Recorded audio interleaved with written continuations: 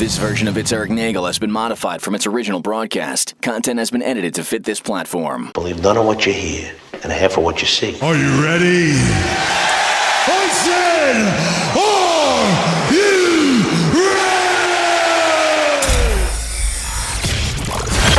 ready? It's Eric Nagel. And it starts now. Ladies and gentlemen of the universe, the next voice you hear, it's Eric Nagel. And thank you, Scott Shannon. Hello, everybody. Welcome to the program. I am Eric Nagel, and joining me as always, here's Jordan. Hi, everybody. You look thrilled. What's wrong?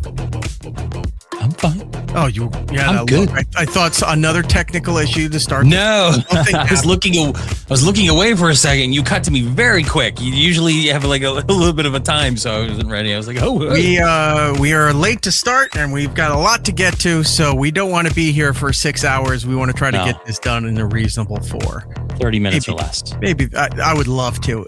You know, if we had a Domino's promise, if we had a Domino's promise in here that said you'll get this show in 30 minutes or less, or then it's on us.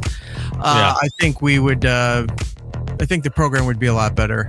Yeah, we're eventually going to incorporate some kind of pizza tracker type system where you can see how long we have until we're just done. Right. It's like a little tracker. That would be fantastic. Anywho. Hello, everybody. Welcome to said program here. If you're on the iHeartRadio app, do us a kindness. Put us in the #1 position on the presets. We talked to our pal Brody, who's also part of the iHeart family. And I remember I was like, what was the whole point of the presets? And he said it meant something to somebody. I'm like, that's kind of what we said. We don't really know. We're just told. We're on the same page as Brody. Yeah. It's just there. We have that. If you're on the iHeart app. If you're on Apple, Spotify, any of those places, you can go over and do us a kindness on those platforms. Leave us a positive review. It does help out the program. If you want to join us live each and every week as we do this program, YouTube and Twitch are our live rooms. You can go and subscribe there. We do prefer the YouTube over the Twitch, but you have a choice of a new generation. And that's what you can pick there. And if you can't be, our whole show is sponsored right now. We got Domino's and Pepsi. Jesus. Oh, you're gonna love what's coming up. You're gonna have a good time with that.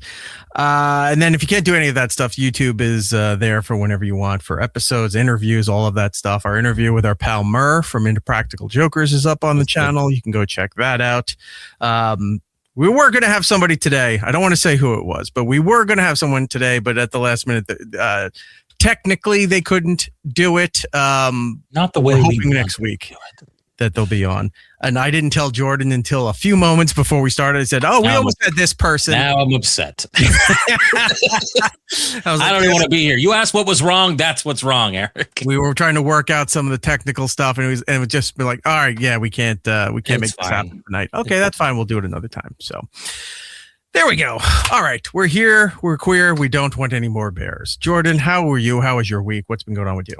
Oh, it's been a quiet week. I mean, last week was pretty busy with the concert and watching a bunch of stuff. This week has been quiet as far as, just my own personal life. I did buy more concert tickets because, you know how much I love not making sure my children go to college. So I was able to get Weezer tickets, going to go see Weezer. Seems to be like a big deal in your life now. It's like, how do I spend all their money while they're still alive? Well, there hasn't been any Legos I've been wanting lately, so I have to put it somewhere. It's almost the reverse. Like, when kids get their inheritance before their parents or grandparents die because they want to see them enjoy their money, and then they just go out and spend it frivolously. Yeah. You're doing it before you pass. Yeah, they get to see it being spent frivolously in real time as I take them or not take them to concerts. Some of the major milestones of their life of transitioning from children to adults where high school graduation. Oh, you got a daughter, Sweet 16, high school graduation. You have a son too. So college maybe in their future. And then weddings, first apartments, all that kind of stuff. Their first car. Sending them to those trucking schools you always see advertised on TV or something. Apex Tech. Yeah, exactly. Schools at the end of the course. Yeah. Or get their high school diploma. Yeah. Yeah. No,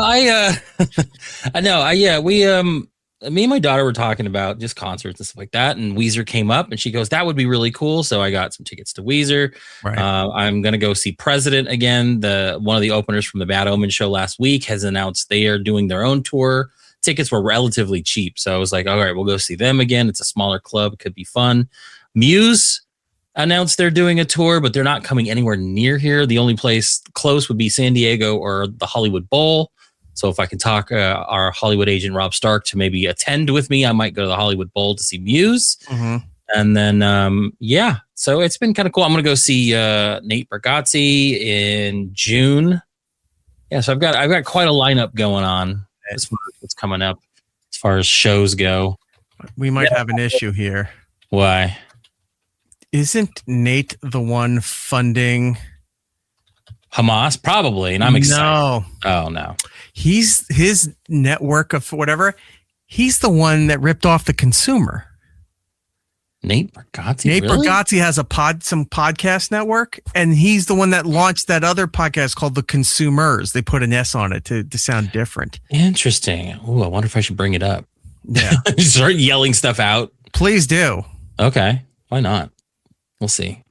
And then go old school wrestling. Have a big oak tag sign in there that says, banner. Fuck the consumer, and then put the big S at the end so that he knows about their. It's like that one guy really hates that podcast. I don't understand. The S has that.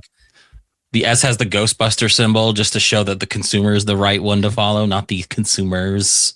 Yeah, You said no consumers. I've written to them almost just short of legally, and they've put me on the pay no mind list of this stuff. So, because I know back in the day, the running thing was our buddy Chad Dukes. They used to do Snacks of the Round Table on their show, and he was mad that Michael Ian Black also started kind of a podcast where they would eat snacks and do stuff like that. It was Michael Ian Black and the guy who played Reverse Flash. Yes. Tom. I had him on this show several times. I even talked to him about Big O and Dukes. It was a Tom or? Yeah, it's Tom and Mike and Tom and Mike Eat Snacks, I think it was something called. Like that. Yeah. Yeah, and I had him on the show because when he was rumored to be Reverse Flash. So he was on promoting something. We talked about the Flash. I brought that up. And he laughed at it because he's like, I have no idea. I go, well, your partner seems to tell them to F off, because I remember Chad going after Michael Ian Black and Tom Cavanaugh. Thank you, buddy. Going after that, and nothing ever came of it. But he was upset about that whole thing. In fact, I went and saw Michael Ian Black once. Got like free tickets or something like that. And I got to say, his stand-up was not funny. Like, I was bored, and it was like, oh, that's because he's a bummer. He's like a sketch improv guy. Yeah. He's not a stand-up comic. Yeah, he's not a telling jokes kind of guy. No. I got to pull the clip. I was on Chad's show about a week or 2 weeks ago, something like that. I got to bring that here, where we were talking about food reviewers in cars.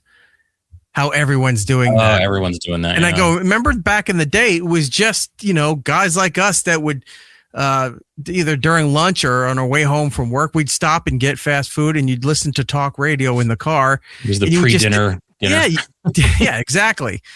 You would sit there and just eat terrible food and beverages in your car while listening to talk radio. Mm-hmm. Your local talk radio is nationally syndicated, whatever it was. Back in the day, that's what we had growing up. And I kept rallying Chad up, just saying, and he goes, yeah, and they're all in there. They're doing food reviews. It's essentially just the maneuver. They're just not taking their shirts off. Yeah, we're not just removing our shirts. Yeah. Yeah. And he's like, yeah, you're right. And I'm like, he thinks everything's stolen from him. Well, his saying is, if you steal from him, you've stolen at least twice, because he's stealing it from somebody else. If you stole from me, you've stolen 3 times. Exactly. Yeah.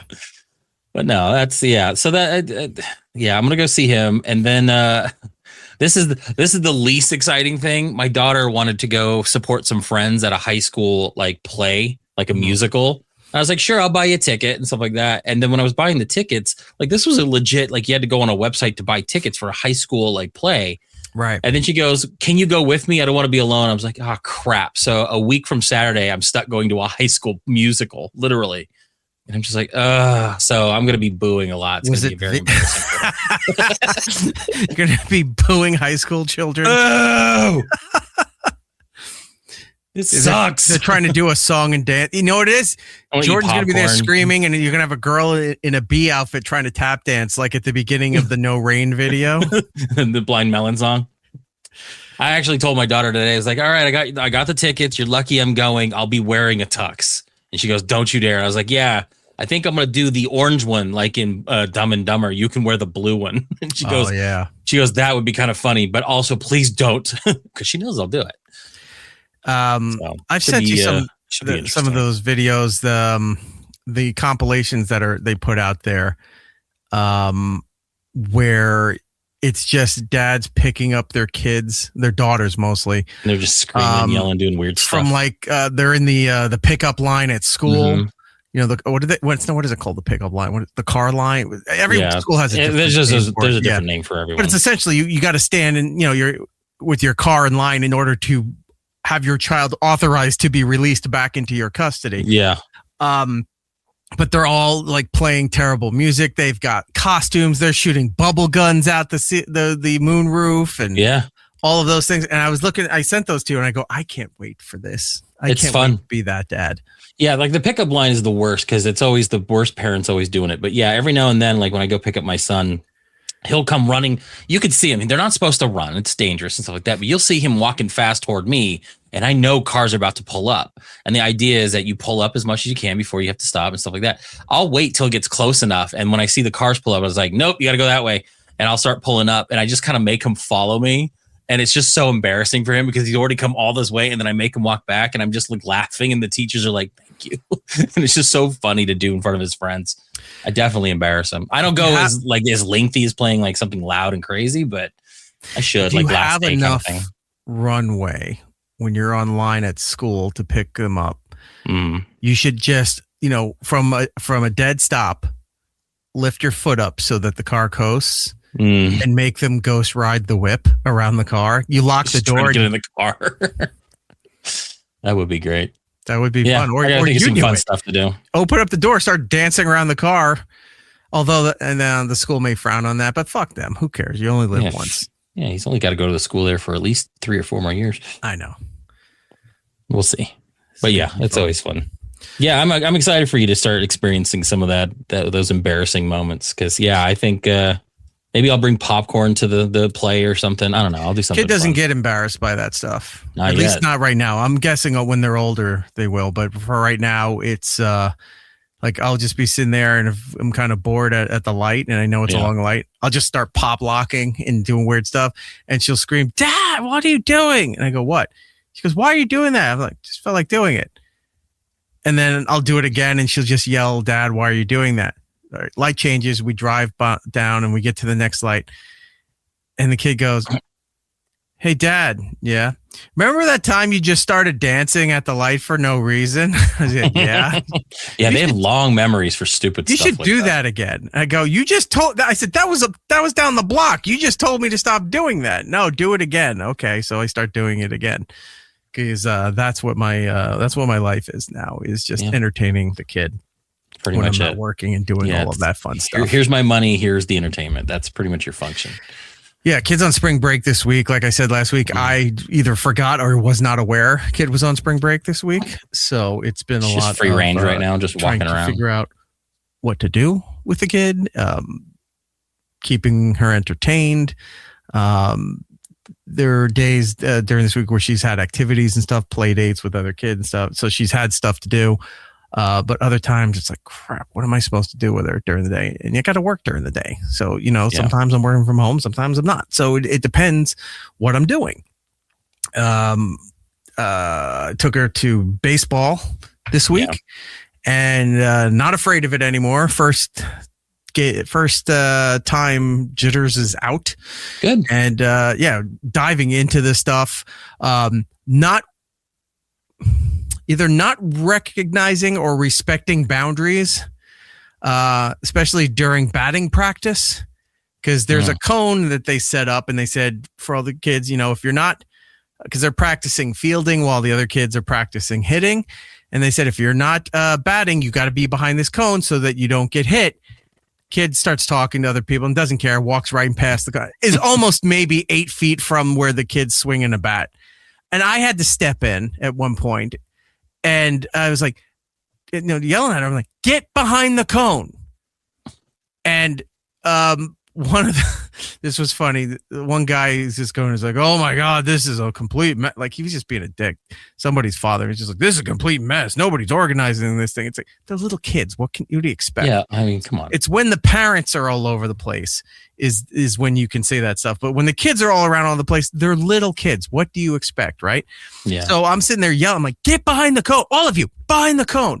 Now, the guy who's teaching, the guy who's coaching for the batting stuff, he's like, thanks, man. Like, he wasn't blowing me off. He was like, thank you, appreciate it. Because he's worried. He's trying to teach the kids how to hit the ball off the tee. And the other kids are just, running back and forth like it's a relay race. And they're for baseball fields, there's a million rocks everywhere. So they're picking up stand and throwing place. They're throwing rocks at each other.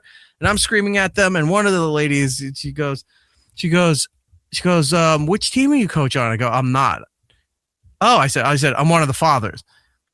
Oh, like I would have just said the Isotopes, just walked away.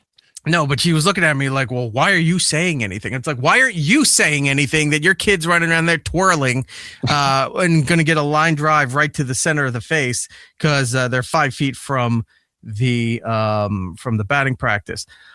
For the most part, the parents seem to have been under control. That's good. That's good that you have to say that about the parents. The parents were a big problem last time. I'm sending you a photo because I'm not putting this up on the show here. I just texted you a photo. Look at that photo. There are parents who sometimes just decide to walk out. Why is this lady just standing there on the pitcher's mound, right? Yeah, like she shouldn't be there. Just walked out there because the kid wasn't whatever. So she walked over to talk to her child while batting practice is going on. Now, these kids aren't that great, but they're bound to get lucky once in a while, and you'll get a line drive right off the tee, right? Look, we've all seen America's Funniest Home Videos. Someone's getting the bat to the crotch at some point. Why put yourself into that mess? Because, she shouldn't be standing right there at all. Yeah. Yes, Bartholomew, responsible adult. Well, whether I want to be or not. What a great show title. But at one point, I'm sitting there, I'm just like, lady, get off the fucking field. You don't need to hang out because your kid has ADD. That's a problem you deal with outside of this. You don't deal with this now.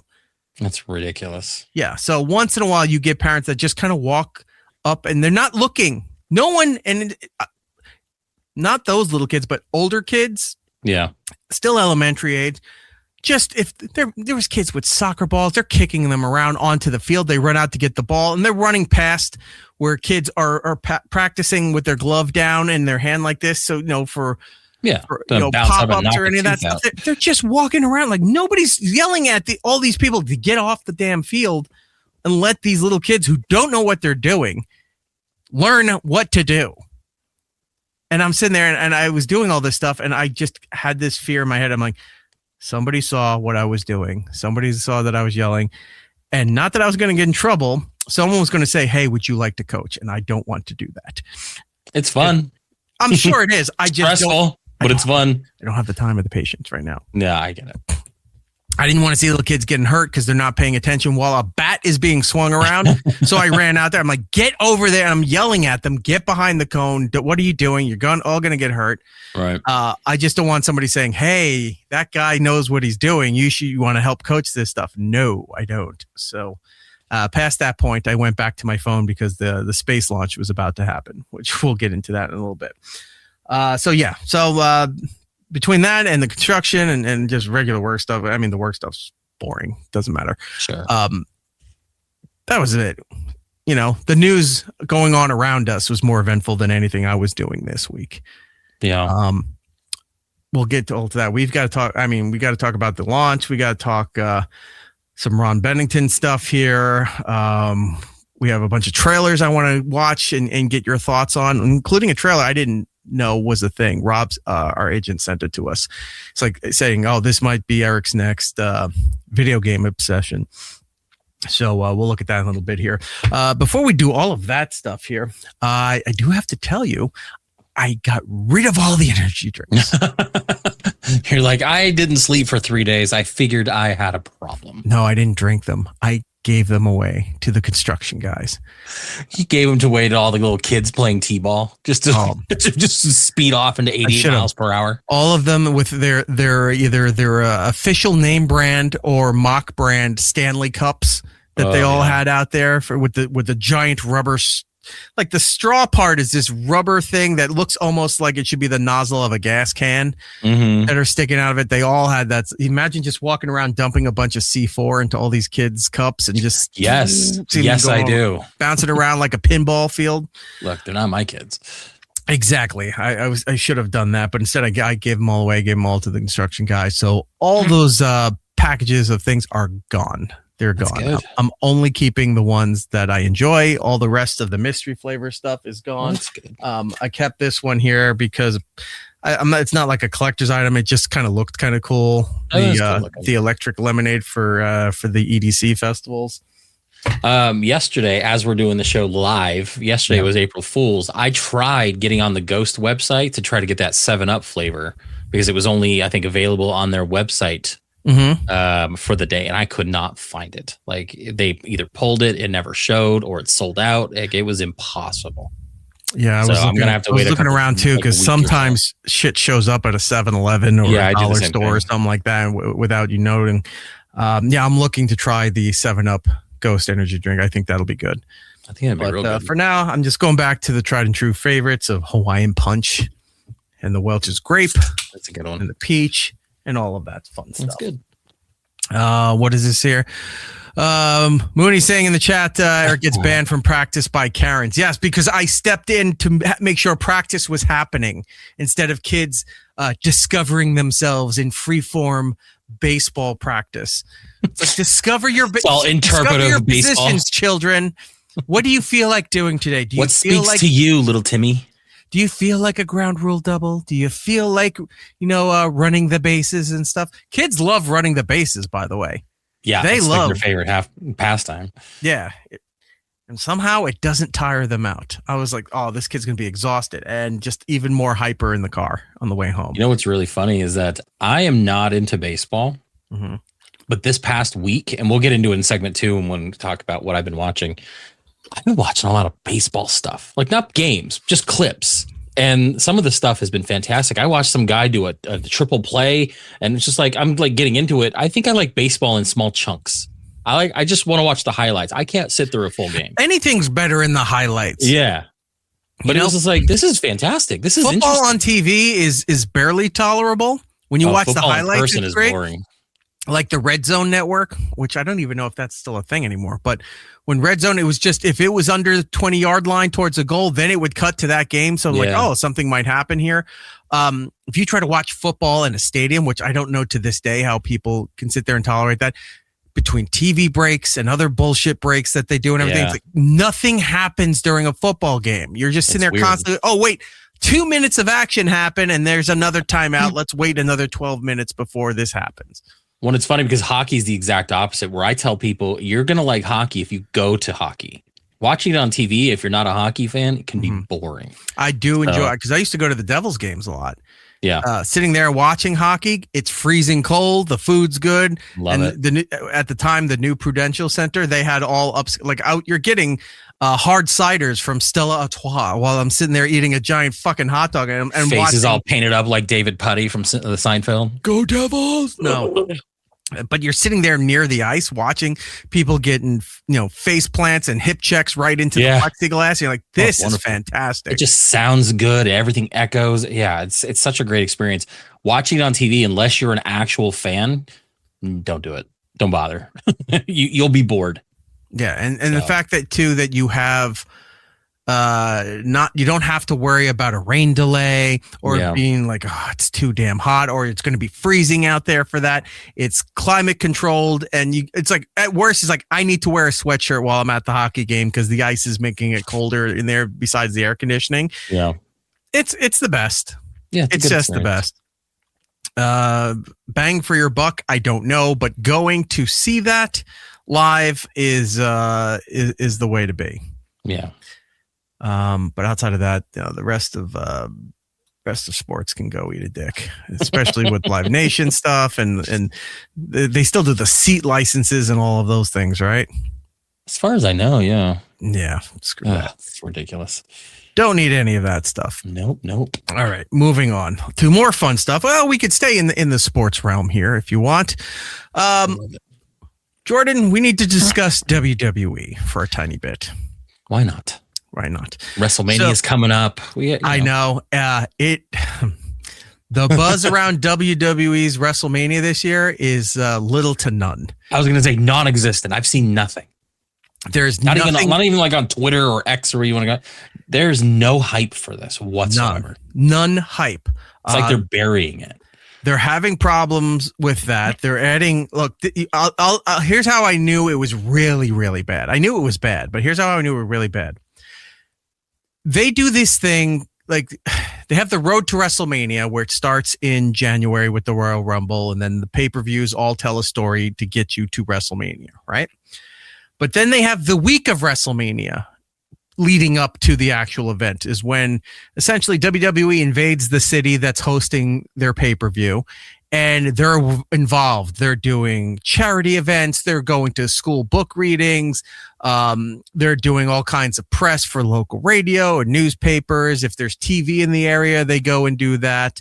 They're very involved in a lot of stuff leading up to that. Plus, WWE has their own mini museum that you can go and see artifacts from the days of old wrestling, be it like Andre the Giant's old passports and boots, and old wrestling gear. And there's a lot of jock straps in this. It's weird. Right. And it's like, and they weren't even worn by the wrestlers. Like just somebody thought it was nice. I think it went to the wrong place. Right.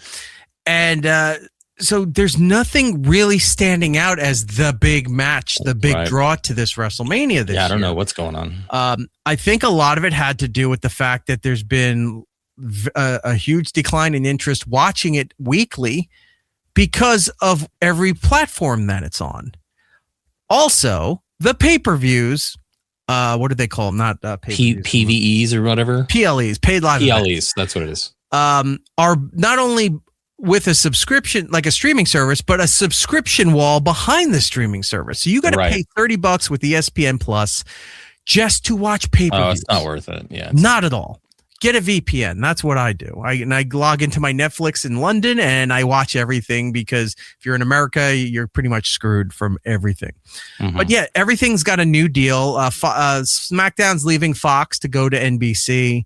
Raw left NBC to go to Netflix. Pay-per-views on Netflix left Peacock and NBC to go to ESPN. Like it's just like so nickel and dimed you so much in the United States to watch all of the stuff.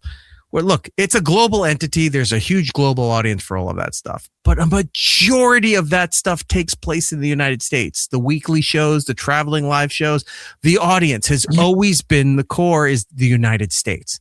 And you're cutting them off to spite your face, but to make billions of dollars with all these deals, this is what happens, right? So you have WrestleMania going into Las Vegas that there's not a lot of buzz around. And I'm not saying there's not stuff to be interested in. There is, if you're a WWE fan. WWE always prided themselves as that getting people that weren't WWE fans to take notice of what they're doing. The ESPN world, the UFC fans, all of that stuff to pay attention and have some interest for WrestleMania at least, right? None of that's happening this year. There's also threats for the summer because SummerSlam or one of the other pay-per-views this summer is in Saudi Arabia. And they don't know right now if they can do that. They didn't cancel it, but there's a lot of security concerns about how everything heated up over there. And the threats from Iran that said that, now tourist and entertainment venues are now targets because of all this stuff. So what do you want to do? Do you want to have a global pay-per-view event from wrestling over there and then something happens when like right across the river from where they're at? No. So they don't know what's going on there. Football was having an issue because they just announced they're having their Super Bowl at the same stadium in Las Vegas.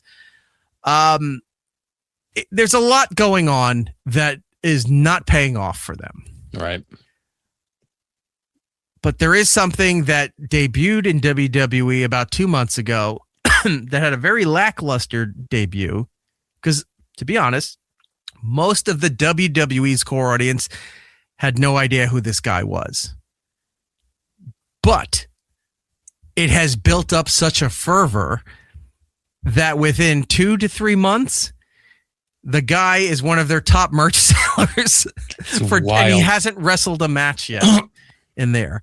And I am talking about Danhausen. Are you familiar with Danhausen? I am. And the only reason I knew of Danhausen is because I used to buy a bunch of t-shirts from a company, and apparently one of their guys was doing merch for Danhausen. So like full Danhausen t-shirts and various things, which at the time was okay because there was no like WWE licensing or things like that. And yeah, he would just kind of show up, do his bit, and then disappear. And it's like, it reminded me of, oh God, what's his name? The other guy. Joe Hendry, I believe. It's me trying to set you up, buddy. I know. I was looking for the video. I forgot I moved. Say his name and he appears. I believe in Joe Hendry. But yes, I moved it from the regular position, so I didn't know where it was. It's okay. We'll get this down eventually. Yeah. But yeah, that's what it kind of reminded me of, where it's like you never really saw him wrestle, but he was like kind of there. It was kind of cool. I like his bit. Like he's fun. Well, they're doing with him now what they should have kept doing with Fandango back in the day, is just not letting him wrestle. Having Fandango's gimmick for the longest time was getting pissed. He would dance out to the ring and get pissed that they said his name wrong, and then would leave and never wrestle. Right. And then eventually they made him wrestle. It's been 3 months now. Danhausen's there, has yet to be in a ring. He was in a ring during a TV break to throw out his t-shirts and tell everybody to go buy his stuff at the merch store. And this is with WWE, right? Like he's over with WWE, because I know he was with somebody else first, right? He was an independent guy for a long time. And then he was recently with AEW, which is who it was. Sort of the competition, right? Right. And they didn't do much with him, or they didn't push him enough for whatever. So nobody really cared over there. Like Danhausen has a big international wrestling fan base. Like the people who really like wrestling like this guy. Mm-hmm. If you're just a fan of AEW or WWE or something like that, you may not be too keen on this guy. But the WWF universe has been warming up to him. He showed up with a list of ridiculous demands, and apparently the character is based on the demon from Exorcist. Yeah, Pazuzu. Yes, but he's not as evil as other demons. He's kind of evil. So his slogan is very nice, very evil. So but he's all into money. Like he could be bought. So there's times where people are paying him to curse other people's in their matches, so they fuck up in their match and they lose. And then there's other times where people come screaming and threatening him, saying that you cursed me. And he goes, I didn't curse you. And he goes, you cursed me because of this guy, blah, blah, blah. And he goes, I didn't curse you. He didn't pay me the $20. So you're finding out all this weird angle stuff with him. It's another comic foil like R-Truth, right? I do like R-Truth. I have some videos here for you. Okay. They've been using him more in between TV time. Like he comes out when TV cameras aren't on, which I'm not understanding why you spend all this money on the guy and you're not using him for TV, at least yet. So he's like in-house entertainment between like periods or something like that. Yeah, he's in-house entertainment. He's in-house entertainment. Everything he says has housing at the end of it too. That's another part of his gimmick. So he was big on pushing his merchandise, and everyone's just kind of like, who is this guy? But his merch looks cool, and they like how he comes out and does shit. So he comes out with a t-shirt cannon and then realizes that it only shoots one t-shirt, so he doesn't know what to do. Let's take a look at this. Well, obviously curses don't transcend borders because Dirty Dom was mighty successful Saturday. Crap, it's out. I only had one. Should I see what's in there?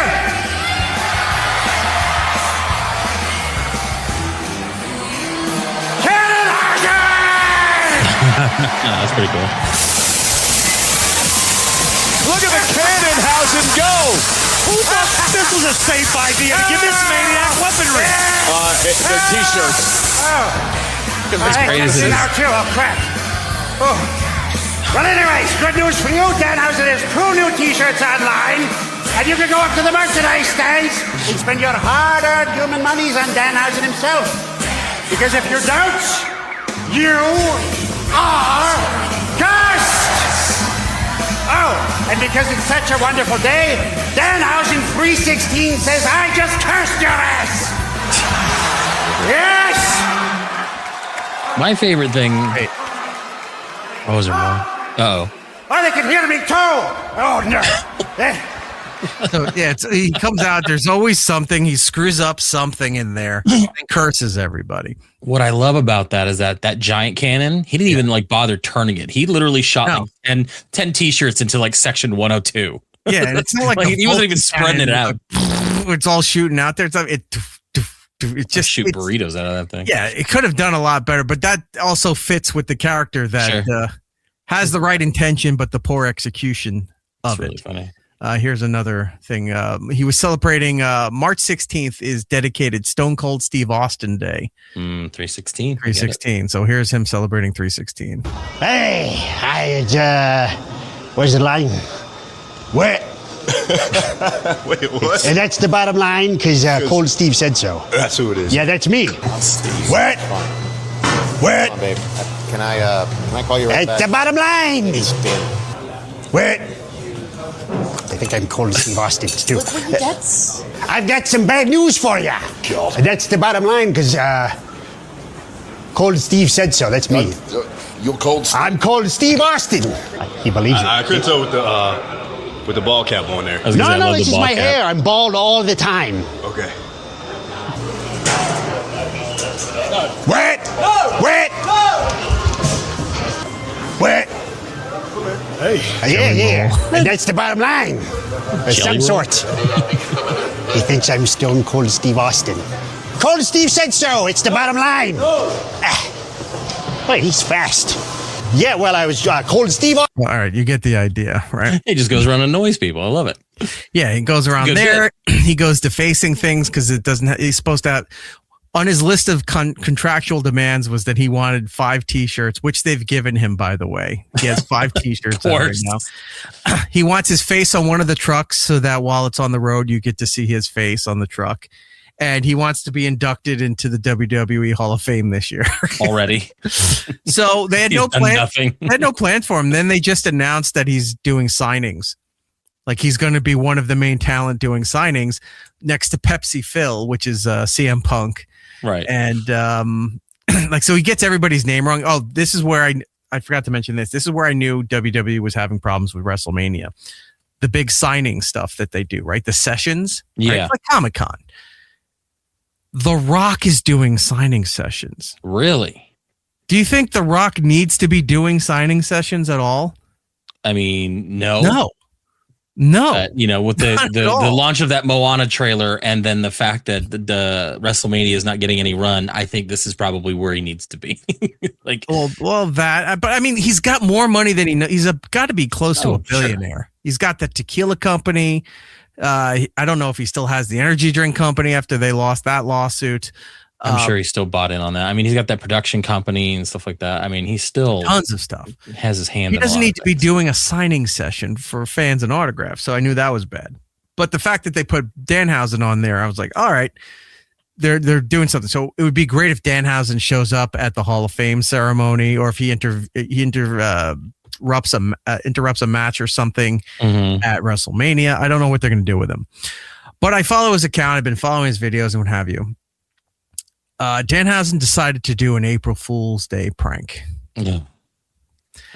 And I am convinced, year, by the way. I am convinced that, Andy, can say it.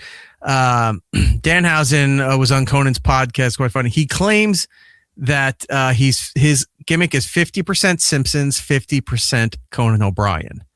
Okay. I can see it. He's been paying all kinds of respect to Conan O'Brien for years, to the fact that they had to address Danhausen. And now that Danhausen is now in the WWE, Conan just put out a podcast called Fanhausen. And now Conan and all his people are fans of Danhausen. The fact that he's now at the WWE and he's just ripping off Conan bits and stuff. And they were playing some things where they were comparing what Danhausen's doing to what Conan would do. And Conan's now on board with all of this stuff. Anyway, April Fool's comes around. Besides from Conan, besides from The Simpsons, I think Danhausen might be a Chip Chipperson fan. Really? And I think he might be an Edgar fan, which means that Danhausen, I think, is a Jim Norton fan. Let me show you what he did. This is a compilation of what he was tweeting out on April Fool's Day here. Look at this. Hello, Grayson WWE and possibly a little bit of Kofi Kingston. You're uncursed. April Fools. Ha ha ha ha. Like he doesn't, and it's just listing other wrestlers that he said you're not cursed. Just kidding. April Fools. Ha ha ha. All the way down. That's a Chip move and Edgar's thing when he would go shut up like that and wait, I need the photo to do it too. You gotta get that photo? Up. April Fools. So if you needed more reasons to enjoy the Danhausen, there you go. He does a lot of those horror conventions and all of them, and those kind of things. So he shows up there. Now, I bring this up to bring you to something else because Jordan, I have a surprise for you. I was quite excited to hear that you were a Danhausen fan. In some way, in some respect. Yeah. No, when you brought him up, I think about a week ago when you sent me something, you're like, you heard of this guy? And I was like, oh yeah, I'm familiar with some Danhausen. All right. And I don't follow wrestling all that often, but he's interesting. Well, you didn't follow Joe Hendry stuff, but then you wound up buying the T-shirt. And, I got a T-shirt. I'm all in. You're a big Joe Hendry fan. Mm-hmm. Can I get you to be a big Danhausen fan now? I'll do it. You will do it. Oh, yeah, I would do that. Okay. That's great news because I've already had artwork and everything done to make you a big Danhausen fan. Oh, no. Say hello, everybody, to Jordanhausen. Oh, Jordanhausen. Jordanhausen. That's actually pretty funny. I look like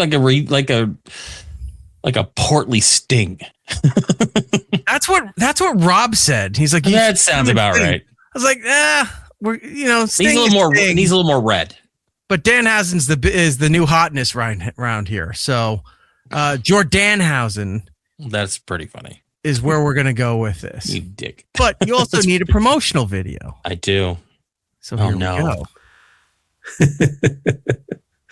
There's you pointing and laughing. So while Danhausen curses people, you then point and laugh at the same people because they're cursed. So you're like I'm smelling a tag team here. Very nice. Very evil.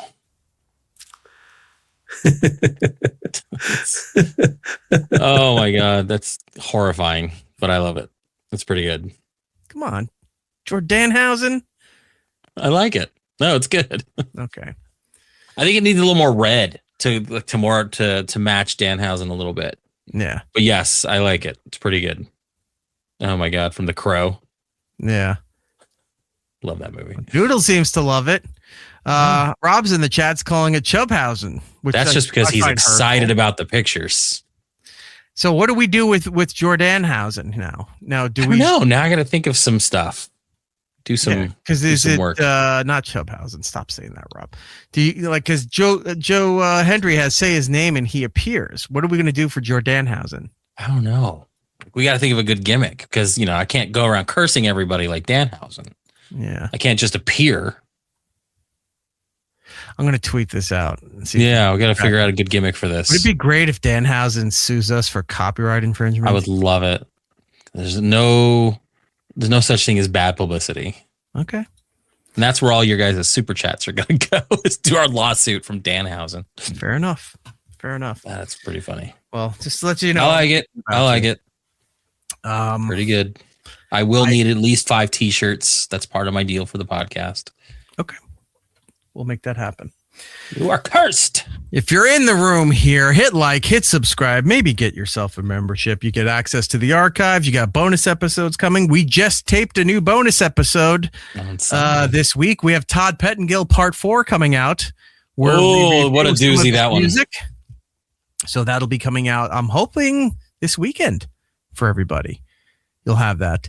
Subscribers will, membership subscribers will get first access to it before it goes out to the masses. Say Legos and he appears. Hold on. What? Did you say Legos? Oh, no. I got more Legos. What did you buy? It's the Mona Lisa. It's the arts collection. You're just intent on pissing your money away. Nobody wants the Mona Lisa Lego set. I did. It's all right. I'll be getting the Luigi and the Mario in the cart to go with my other one. I mean, at least that's a little bit more understanding. Yeah. Or understandable. Not even understand a calf. Did you see my Instagram today by any chance? I missed it. I was, working. I was driving. I was getting some stuff for. I was picking up orders for. There's construction going on here, and some of the things I had to order from Lowe's. So I got my notices that I had to come and pick it up. So I go over there to pick everything up, and I find on my way back there's a KFC. There's not many KFCs around. So I said, oh, I haven't seen a KFC in a while. And I remember seeing something online that it was they're doing the pickle stuff. Yeah. Like everything's going to be all pickle. Like the wedges will be pickle flavoring. There's the pickles something on the chicken sandwich. I don't know what it was doing. I just knew there was a lot of pickle stuff happening. And I said, okay, this will be cool. I'll stop by there. I haven't been to KFC in a long time. I'll go and check that out. So I go in there, and it turns out that it is not the Pickle Promotion yet, which is also a great title for the episode. Not the Pickle Promotion? No, just the Pickle Promotion. That's pretty good. Could be pretty good. So yeah, so the Pickle Promotion isn't going on. So I was all right. Well, because I remember I tried they were doing the Pickle Promotion at. Is it Popeyes? Popeyes, thank you. Yeah, because I did that. It was last year where I had tried the pickle lemonade, and then they had like a pickle chicken sandwich. It was okay. Did you say pickle lemonade? Pickle lemonade, yes. Pickle lemonade. Nobody asked. America delivered. Yeah, I love him. And so I got the fried pickle thing at Popeyes, and that's where I got into a whole fight about the dipping sauce. About the dipping sauce that they tried to charge you that it says that comes with it. So I said, yeah, I shan't be doing that.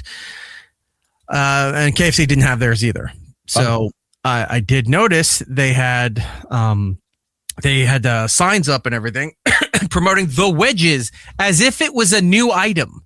It's like, no, you took the good thing away and made those terrible French fries, and now you're bringing it back. It's like, check it out. It's a new item. It's, it's something you'll enjoy. No, you're just returning the thing that everybody liked, and you're trying to promote it as a new thing, which is terrible. So I see that, and they have spicy wings too, which I didn't know they did wings like that as well. It's not even a sauce. It's just like a crunchy style wing. So I go, all right, whatever. I do see something that got me very excited because I don't think I've had this in a long, long time.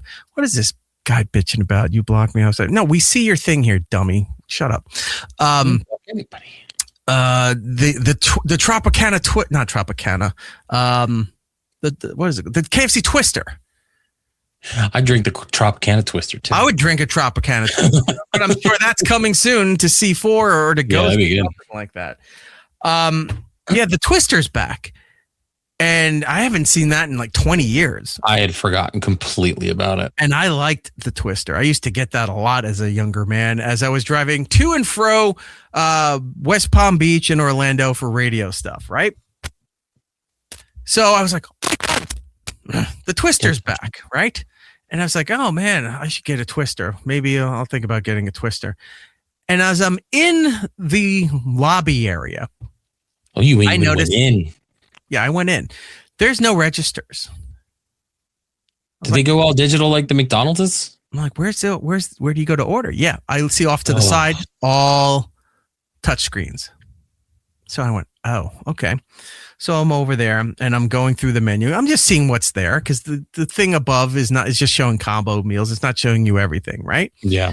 So I'm going through there. All of a sudden, I noticed the music that's playing in the store is wrong. It's the wrong kind of music. What do you mean wrong? Well, let me show you here. Take a look at this. Yep, that's wrong.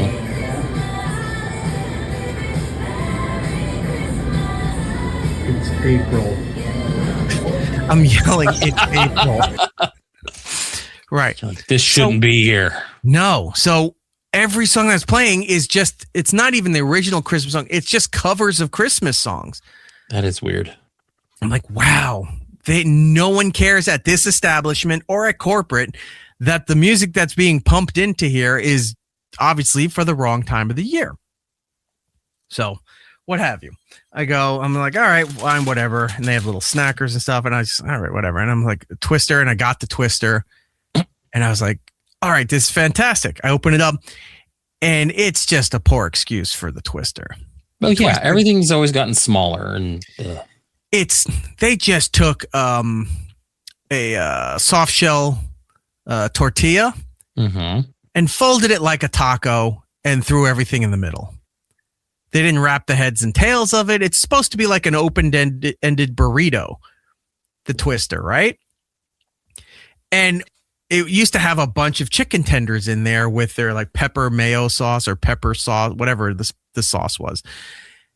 It was just two of their little snacker things cut in half and dumped in there. I was like, this is pathetic and sad. So I go to complain and I said, what is this? It's not even sealed. This did you just throw anything that was on the counter into this? Whatever. Sir, I would like to speak to the Colonel, please. And they're like, well, what do you want us to do? I go, make the Twister good. Why didn't you record that? Well, yeah, I should have. Well, the guy goes, hold on a second. I go, okay. He walks around the giant island of chicken and what have you. Comes back. And he hands me another bag. And I go, what is this? And he goes, I made you another one. Oh, okay. And I go, well, here you go. And he'd already turned around. Like he didn't even want the other one back. So now I have two Twisters. And I'm like, okay. So maybe, this is good. I open it up and it's just as terrible as the first one. Yeah, but now it's got more spit. Yeah. And I look around. I walk to the side. I look around. There's two people working the entire store. The guy who gave me that is on the drive-thru and at the front cashiers. And there's one person in the back, I guess, breading the chicken and dumping it into the fryers. Mm-hmm. There's nobody on the prep area. It's whoever's free goes over there and tries to make, the KFC bowl or the chicken sandwich or even the buckets those too. Bowls are good. They are good, but I looked at in the bucket meals too because you just think a bucket of chicken. Mm-hmm. By the way, guess how much they are now? Now I knew they had like a $20 meal, like a $20 bucket, but I have seen various places just overcharging for the chicken bucket. They had a $20 box. It's called. They have boxes: $7 box, $9 box, $11 box, and a $20 box. $20 box got you a couple pieces of like legs and thighs with 4 sides, biscuits, and a drink. Or you could get 8 chicken tenders with 4 sides and a drink. And that was the equivalent of it. Like, wait, I can get an 8-piece thing of chicken or I can get 8 chicken tenders and they're both the same price. And yet they all both seem overpriced for what you were getting. Right. But the traditional bucket comes in an 8-piece, 12-piece, and 16-piece. Care to guess how much How much? 16 piece, knowing 16 this. Yeah. We're going to go just the bucket and then the combo meal.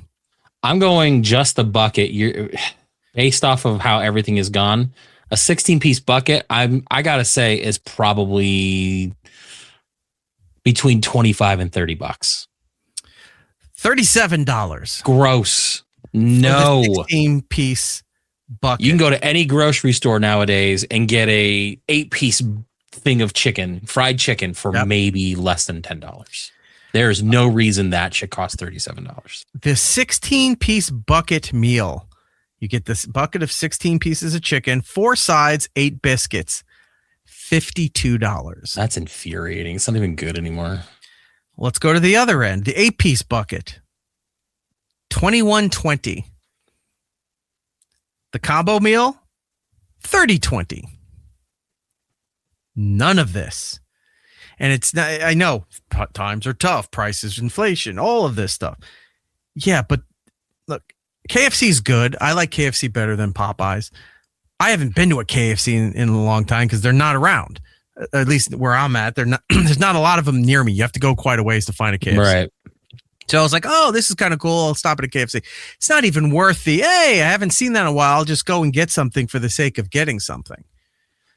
I wound up having to go to McDonald's to get the K-pop Demon Hunters thing. Did you get it? I did. Ugh. Not worth it at all. No, I've seen people's videos of the soja, whatever it is, the Soja Boy sauce. That's the breakfast thing, yeah. Yeah, and then like they open it and they're squeezing it, and it almost looks like pudding, but it's supposed to be like their purple version of, I think, the spicy mustard or something like that. Right. And I'm just like, none of this looks appealing. No thanks. Yeah. By the way, the Twister hasn't been around since like 2014. Why don't I remember it going away? Maybe this is why, like, I haven't been going away, but I haven't had it since I was in Florida. So 2003, 3, 4, somewhere in there. So I saw it. I was like, all right, cool. Oh, thank you. Yeah. Speaking of Florida, hold on. If Eric decided to move home, he could have the same at Publix for $19.99. Yeah, I know. There's places that do fried chicken all over the place. I can get it at Costco. You can get them at, like, you get the $5 rotisserie chicken at Costco is fantastic. Right. But like, there's other supermarkets. There's a regional chain called Stu Leonard's that has a few locations that have giant rotisserie chickens. I am jealous of Stu Leonard's. Like, they don't have that here, and every time you send me stuff, it looks delicious.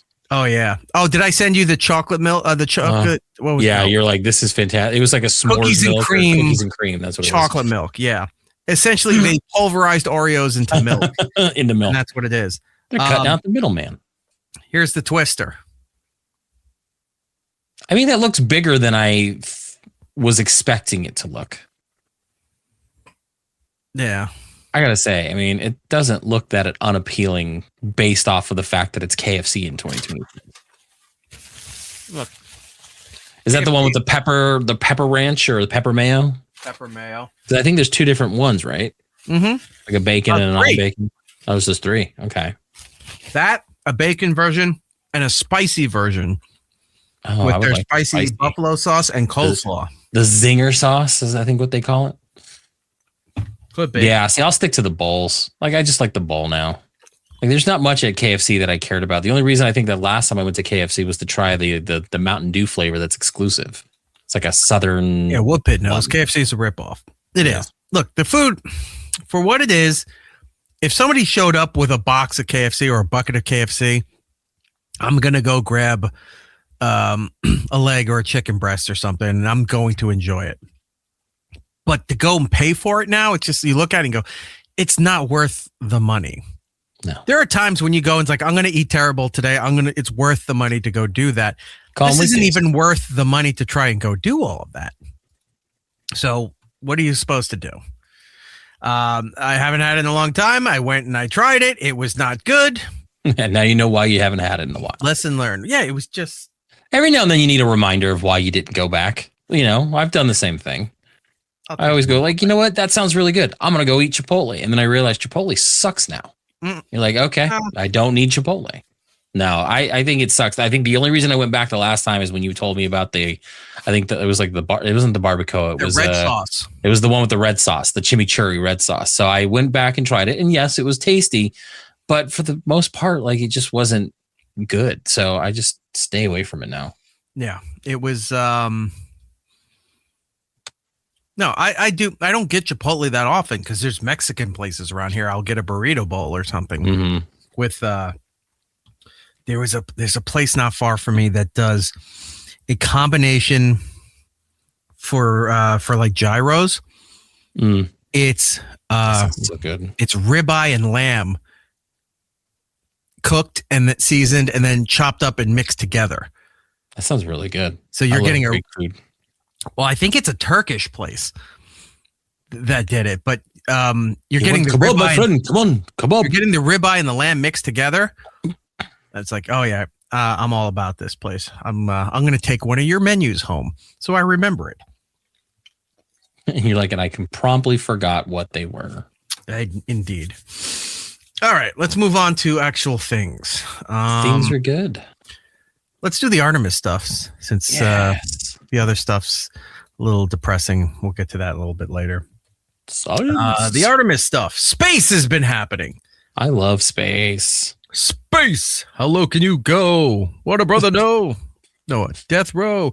What a brother know. Once again, back is the incredible rhyme animal, the unstandable, the public enemy number one. Somebody. I'm just going to sing the whole song then. What am I doing? Well, you do talk in song lyrics. Jordan, are you aware of that? I was not aware of that. Somebody had to tell me. It's like, how come?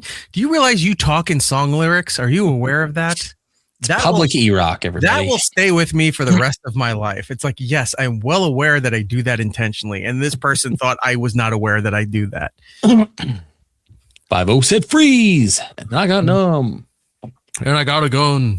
By the time I get to Arizona. See, it brings it right back to you. Yeah, it's always about us.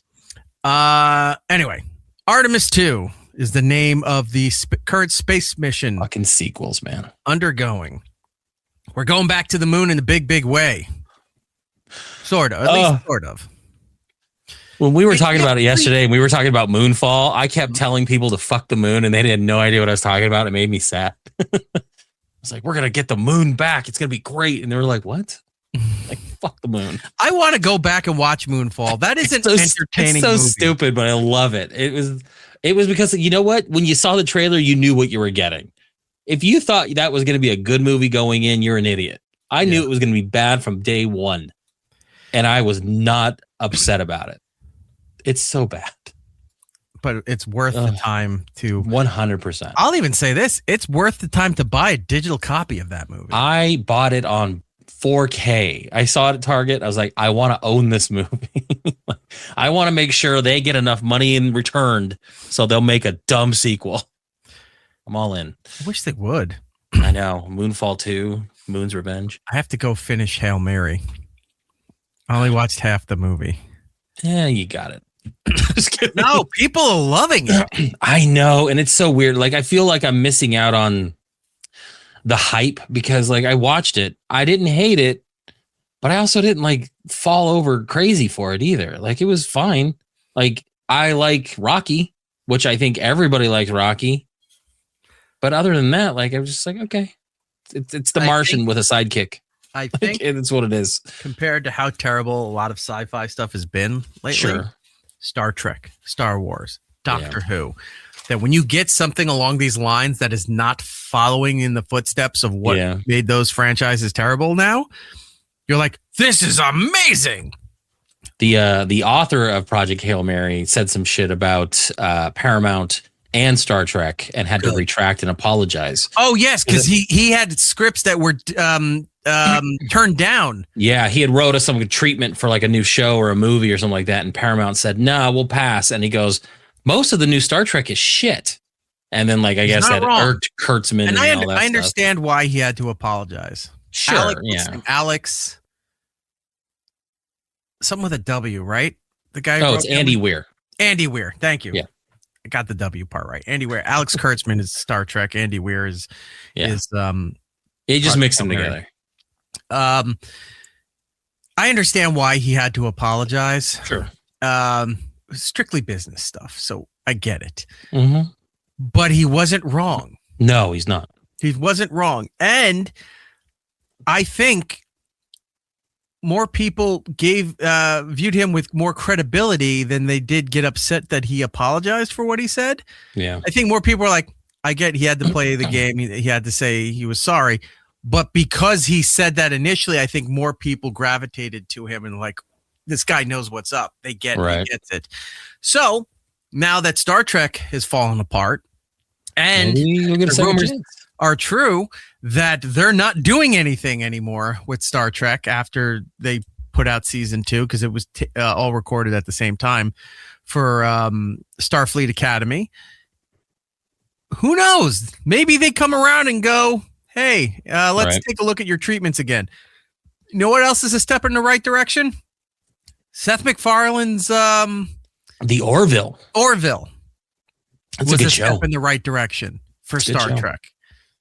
Everyone's doing Star Trek better than Star Trek. Right.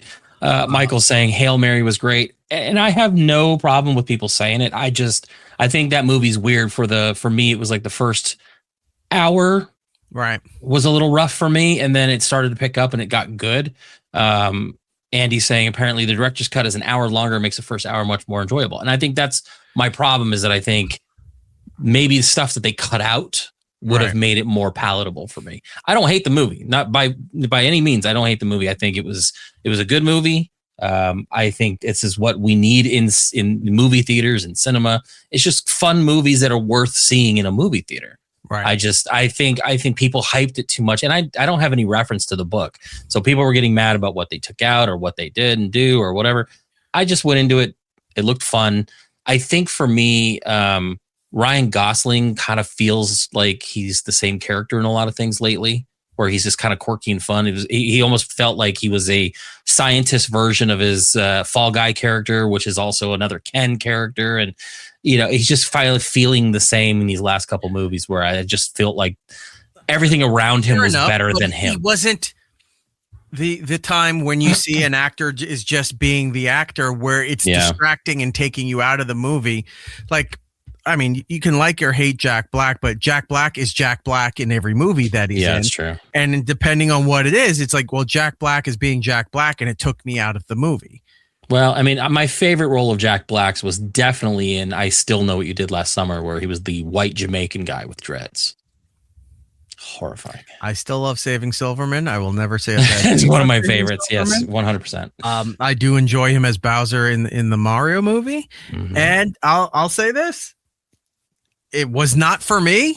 I was not the audience for it, but I enjoyed Minecraft. I enjoyed him as Steve. And look, how much mileage do we get out of the Lava Chicken remixes? I mean, I think it was based off a book, and it definitely did not have as much Nazis as I thought it would. Right. Nope. Wait, different book. Never mind. No, that was Ninecraft. Andy's saying, I thought Project Hail Mary was near perfect, but I love the book. Sure. Once they finish the movie, I'm going to actually get the audiobook of it. Yeah, I think I want to read the book. And I think I want to go back and read The Martian too, because I actually really enjoyed The Martian with Matt Damon in it. Like, I actually really liked watching that. I have come to full realization many, many years ago that I like learning. I like to learn things. I just sitting and reading a book is not the way I can do it. My mind goes elsewhere, and I can't sit there and focus while reading on that stuff. But I can watch, not like a movie, but I can watch an educational video. I can sit there and listening to the audiobook, and I'll retain everything. This is Audible. Yeah. I have so many audiobooks.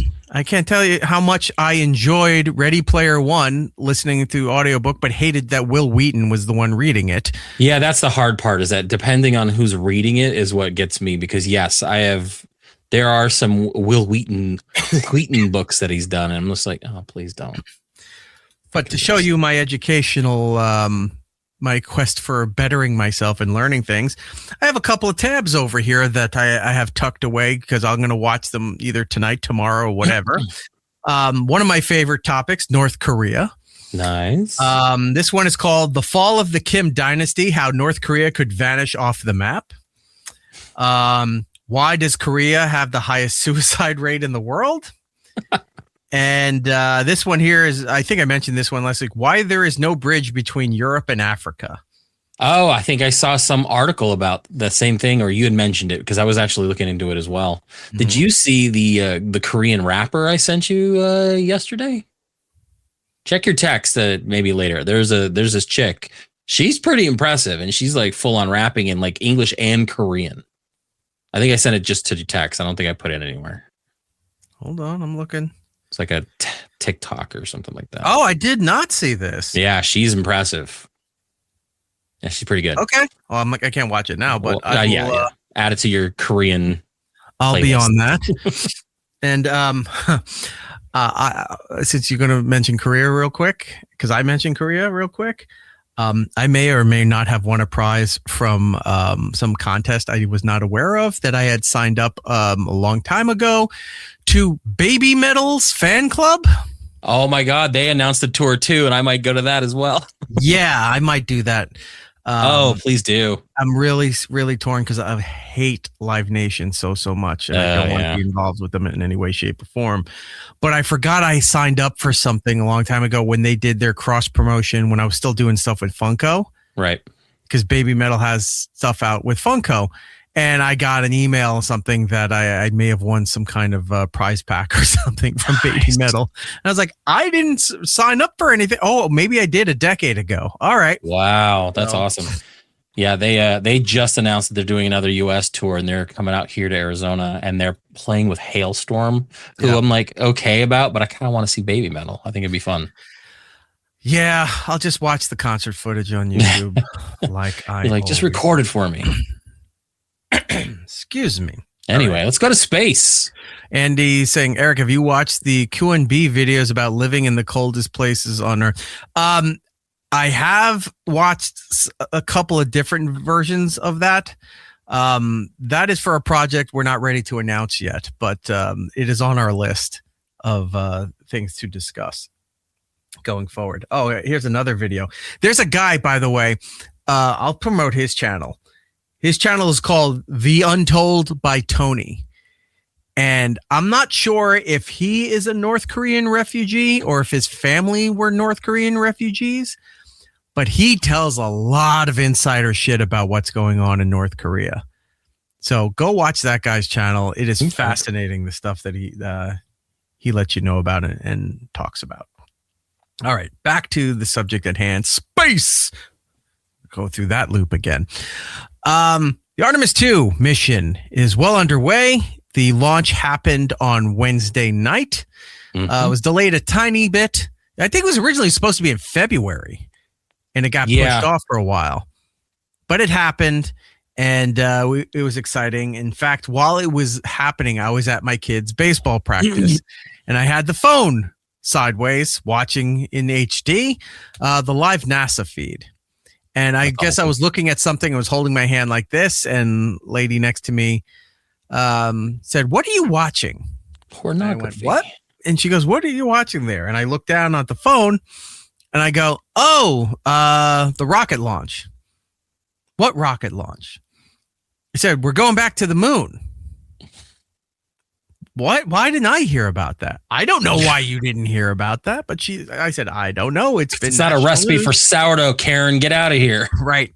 And another mom that was next to there and said, what?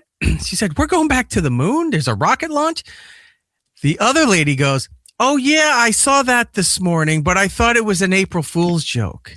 Yeah, the timing is pretty bad. Like everything yesterday was hit and miss on whether or not it was going to be whatever joke someone thought would be funny or true. And that's what made it hard. So I said, no, this is a big thing. She goes, why isn't that? She goes, I haven't seen it on the news and everything. I said, it's been on the news nonstop for the last couple of weeks. Right. Interviews with, officials and technicians, the astronauts themselves, touring the capsule, the whole breakdown, everything. I said, it's been everywhere, but people aren't paying attention to it, I guess. So I said, yeah. And she goes, oh, when is that happening? I said, well, it was supposed to happen about 5 minutes ago, but I'm waiting. We're at T-10. I'm waiting for them to do the all clear, blah, blah, blah. Like I'm waiting for that go, no go. And I was talking with Dr. Steve at the time, who's also a big space nut, and was looking up some official stuff. And from where I was located, if the day was clear, I would have been able to see the arc of the rocket going into the atmosphere. Right. But the clouds and everything were all over the place, so I didn't get a chance. I kept looking over at the area that it told me to look, and I couldn't see it. It was disappointing. I would have loved to have seen it. That'd have been cool. I had family down in Florida who either walked outside of their house or, they live on the beach, walked down to the beach and took photos for me. I should have sent these over, but I didn't send them over. But look at that. That's cool. Right over some of the houses right there. Now, with the launch of things like SpaceX and all these other rockets and things like that, do you think that's possibly why people have kind of stopped caring as much, or maybe that it's not as exciting? No, because people are stuck to their fucking phones and worrying about shit that either is very important, but they can't do anything about, or worried about stuff that isn't important that they're making very important. Social media outrage on a lot of things. Yeah. Here's from the beach too. Look at that. That is super cool. Yeah. See, this stuff like this still excites me. Like I was able, when I was much younger, to see one of the shuttles come in. I don't remember which one it was, but it was when they were flying into California. They would always launch from Florida, and then every now and then they'd land, I think, at like Williams Air Force Base or something like that. And that's when I was living out there, and I got to see one glide themselves in, and it's so cool. Like, it's just the idea of it all. And like, I really do miss when we got excited for these kinds of things, and I remember, I mean, we're at the age where we all survived, unfortunately, bad choice of words, the Challenger explosion. We were all watching it in like elementary school, and it was such a big deal, and it was wild, man. Like, and then now it's like stuff like this excites me, but I think overall a lot of people just, there's an old Simpsons joke where they're talking about how the ratings are, the alarm's going off, and it goes, no, our ratings are our lowest ever. People just don't care about the space program anymore. And it's not just the space program, but it's the science behind it and involved with it that everyone should be excited about. But everyone's fucking stupid nowadays, so they don't care. This was the last space shuttle launch. And this is from a photo down. Somebody I know took in Florida, sent it to me. Really cool. That was at night. I had it professionally blown up, and it's actually framed when you walk into the studio. It's really right cool. there. I've loved this stuff forever. Yeah, me too. Back in the day when you're watching Double Dare and one of the prizes is a trip to space camp. Space camp. I don't want the damn Huffy bike or the Casio. I want to go to space camp. Oh, I always wanted to go to space camp. I even loved the movie Space Camp. That's how much I was into it. Fantastic. Oh, that would have been so cool. Anyway, so the Artemis II launch was successful. No issues. Very minor issues today, by the way. One, they couldn't get their Outlook to open for the emails. I was like, they couldn't get email because Outlook, both versions of Outlook wasn't working. I'm like, of course, so that's the problem. They were trying to troubleshoot, again, a Microsoft issue from Earth to open up their emails. And apparently the toilet jammed. So they had a problem with the toilet on day one. But from what I understood, it was a matter of turning it off and turning it back on again. And the toilet decided to work. Of course, always on Thursdays. If those are the worst that we have to deal with, fantastic. Everybody from top to bottom did an amazing job with this. Now, I have a bunch of videos here that we're going to nerd out. So if you don't give a shit about space or anything, then I come back next week or skip ahead later into the show and find some of the depressing talk that's yet to come or some of the movie trailers we're going to go what? through. No, don't listen to them. Stick around. Learn something, you heathens. Space is cool. Dude, the majority of people are dumb. They're not going to sit there and watch this stuff and learn from this stuff. And then you know what? More for us, the ones that we're literally watching the Fantastic Four. One of the guys' name is Reed. There's a woman. Come on. This is literally, we're living the Fantastic Four right now. If they come back as the Fantastic Four, is the black guy Ben? Is the black guy going to be the Thing, or is he Johnny Flame? Are we talking last Fox attempt or current Disney attempt? I think the black guy would probably be Ben Grimm. Do you know how great this discussion would be while they're killing time waiting for the takeoff clock to reset? That they're just sitting there and you're like, this really does kind of mimic the Fantastic Four. Well, hold on, are we talking about Fox's last attempt to reboot this thing before they had to hand the controller? It's like, so whatever the black astronaut is, I'm not trying to demean him by calling him the black astronaut. I just don't know the guy's name, but it's like, is he Johnny in this version, or is he the Thing in this version? I would love to hear that. I'm like, why isn't anybody watching NASA television? Why are you not listening to this stuff being talked about? Oh, so funny. Because then Disney could license that actual footage and put it into something. They're missing opportunities here. Very much so. Okay, so let's get into this. Do you want to take a tour inside the Orion spacecraft? Do you want to have I chopped all this stuff up. We're not just watching it raw. I jump cut a lot of stuff. Do you want to watch the mission explained as to what this is and what we're doing? And then after that, I'm going to show you how the news jumped onto this late, but they have all these new toys to play with to try to explain space and space travel. First of all, first of all, I don't even know if I want to read this. Noodles is saying, if he was the black Thing, he would be called the Fang. That is true. That is very true. Anyway, let's find out what this mission is about, what they're looking to accomplish, how they're getting to the moon, what's going on, and then we can go do a tour of the Orion. All right, let's take a look here. Launch, we're going to jettison the solid rocket boosters and be left just with the core stage powering it into low Earth orbit. And this is when the launch abort system will be jettisoned as well. 8 minutes in, the core stage is out of fuel, and so it's going to separate and fall back to Earth, while the second stage, the ICPS, ignites and gives the final push to get the crew into space. I love, because remember it was similar to how the shuttle was launched. You had the big brown, tanker, if you will, for all the fuel to jettison them out. And then you had the booster rockets to get it past that horizon. When it would go off the side like that. Yeah, watching that stuff, and it's like, where's it going? Oh, it's just going to fall haphazardly into the ocean. Fucking Jamaica, who knows? Yeah, and then that's not our problem. Here's what they didn't do in the 80s and the 90s, right? They showed the shuttle stuff. Mm-hmm.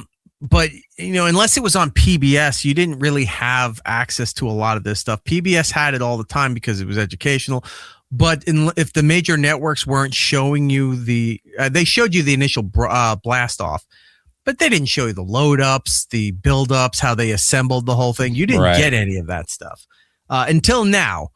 But I always wonder, it's like, when those things fall off back into the ocean, I want to see, do they have footage of those things falling back into the ocean, or the rescue missions to bring those things back? Because they reuse them. Yeah, it's not they spent billions on that thing and they throw it out. Yeah, it's like some little trawler in the Indian Ocean grabbing fishing nets to grab these things out of the water. They repanel it and rebuild it, and all this stuff gets reused. So I love seeing that footage. I mean, seeing it all fall apart and just fall into the ocean is great. If we were one of those planets that was more landmass than water, just think of all the destruction of it just falling into like a metropolis, or into farmland or something. Leave us alone, Mel Brooks. Yeah. Just always hitting some small village in Cambodia. They're like, oh, great. Another shuttle launch. Michael in the chat saying the engines are refurbished from the shuttle. That's cool. I don't know if they're refurbished from the shuttle. I mean, they might be, but they look more like the Apollo mission stuff than they did the space shuttle mission stuff. The space shuttle one, which by the way, if you want to talk Lego sets, go get that one. The Discovery or the one with the plane. The Discovery has been discontinued. I've been trying to get it. You won't get it cheap. I always wanted that one. Never had that one as a kid. Always wanted that one, but it had the big giant brown booster rocket, the two white booster rockets, and then the space shuttle. You're talking about I know which one you're talking about. Yeah, that one's I think still available. They had the Discovery, so the actual shuttle, and then they just put out one that I'm still debating to get. You know how the shuttle would always sit on top of a plane? And that's how they would transport it, because essentially the old space shuttles were just gliders. They weren't really made to be planes. You're landing a rock. And so they have a Lego set of the plane and then the shuttle on top of the plane. I was like, I have nowhere to put that, but I love space. That's bringing it back from the West Coast to the East Coast. Yeah, that's how you transport it. Yeah. Woodpit in the chat saying heard the same thing. The old ones were extremely powerful. I believe they took some parts out of for this out of a museum. Mm-hmm. If that's the case, I'm gonna have to dig through that even further because I didn't hear that. I heard it was modeled more because you looked at when we see the footage there, you look at it, it looks more like the Apollo mission style launch than it did the space. I forgot what the space shuttles were called. There was a certain term for that style of mission, but they don't look like the space shuttles from the 70s and 80s. They look like the rocket missions from the days of old. So I'm already excited by any of this stuff. Who cares if you don't like it? This is science. It's history. It's everything together. Learn about this.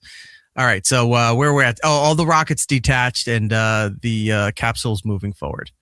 After 2 burns, the ICPS is going to have Orion in an elliptical high Earth orbit. And so now Orion is going to be 46,000 miles away from Earth on the far side, and the close side of its orbit is going to be 115 miles from Earth. And this orbit will take about 1 day to complete. During this first day, Orion's going to separate from the ICPS and begin to do a docking practice maneuver. In the coming years, Orion will dock with the lunar lander and the Gateway Station. Once Orion passes back by the Earth, it's going to reignite its engine for the translunar injection, or TLI. This is the final push to get our astronauts to the moon for a free return trajectory. What is a free return trajectory, you may ask? It means the gravity of the moon and the Earth will naturally bring Artemis II back home. I love this. It's so cool. It's very minimal effort on our part. It's like, look, we're just pushing it out there. We're using very minimal amounts of fuel and just using the natural science and gravity, man. That's slingshots. It's all it is slingshots. Going back in time.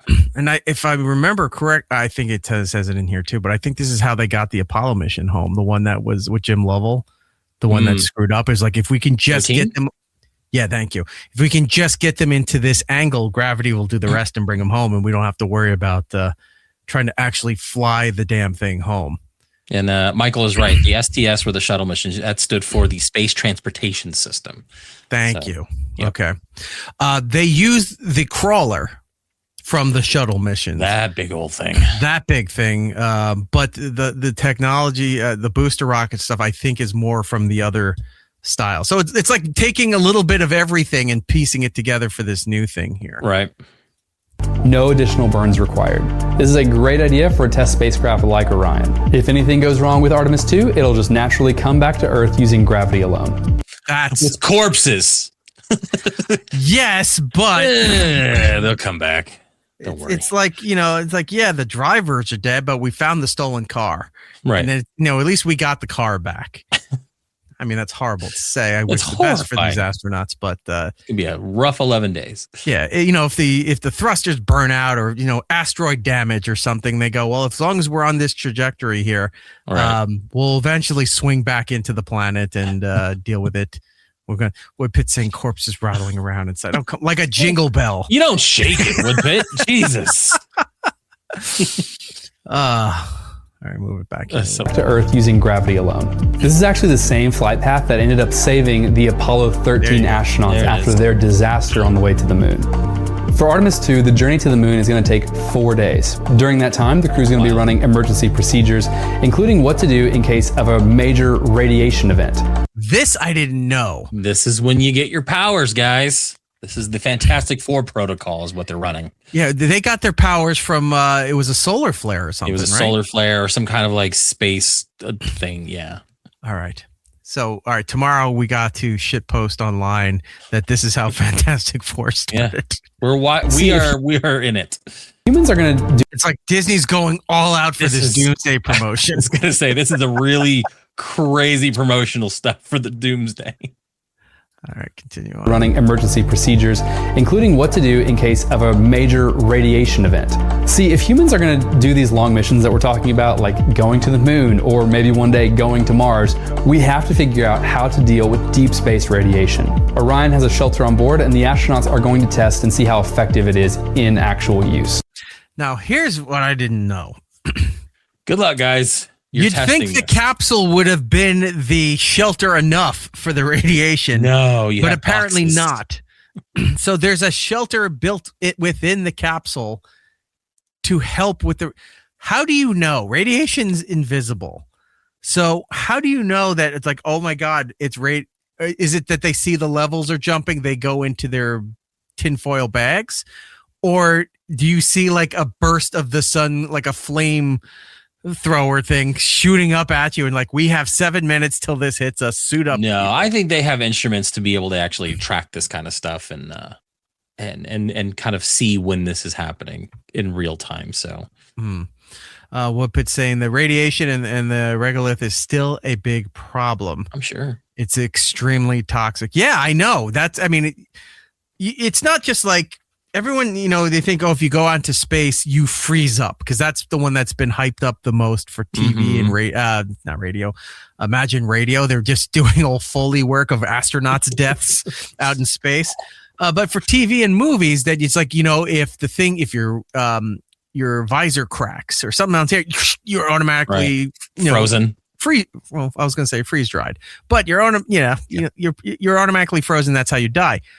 But if just short of that, you forget that there are things flying at ungodly speeds out there. So a little pebble could pierce you like a bullet. Tiny screw. Yeah. X-rays, all gamma rays, all kinds of radiation is just going willy-nilly out there. So it's not just like it's not like the Little Prince who used to take a fishnet and wrangle a comet, and goes flying around his planet to wherever you needed to go. That would be fun too, man. We spend billions over generations with this high-end space technology, and we just meet some alien kid who's speaking French, and he's like, he just has essentially a butterfly net, right? And he wrangles comets and then goes flying around the universe. Like, that's all you needed. That's a deep cut, by the way. Not a lot of people are going to know what that is. I know. Read a book, people. Yes. All right. So as I mentioned before, Artemis II is not a lunar landing. The astronauts are not going to be walking on the moon for this mission. This is a lunar flyby mission. Right. Now, there's 3 missions this year. Yeah, Artemis 2, 3, and 4. So this one is the flyby where they're testing out, because nobody's been in this capsule before. So they're testing all the equipment out. They're testing the procedures, what have you. The second one is going to have some sort of cargo that's how do I put it? I guess it's going to be the infrastructure for a lunar base. Gotcha. That they're going to have that on the nose of the cone, and then that detaches and then goes down onto the planet, or to the moon, and lands there. With that there, I think the third stage is they can start putting other stuff down there once that thing's ready to go. Connects to that, so that eventually we'll send humans back to the moon to start building a space base on there. Oh, I'm so excited. We're about 20 years, 30 years almost past, because everything was supposed to happen in 1999, according to old sci-fi. Right. We're living in the future, people. Yeah. Oh my God. Remember those old video games like Moonbase? I forget. There was something else on the end of the title. But Moonbase. But essentially, you're in a Moonbase and you had a buggy and you're driving around. Like, we're not there yet. We should be. Our video game technology is far superior to our actual space travel technology. Would you go live on the moon if offered?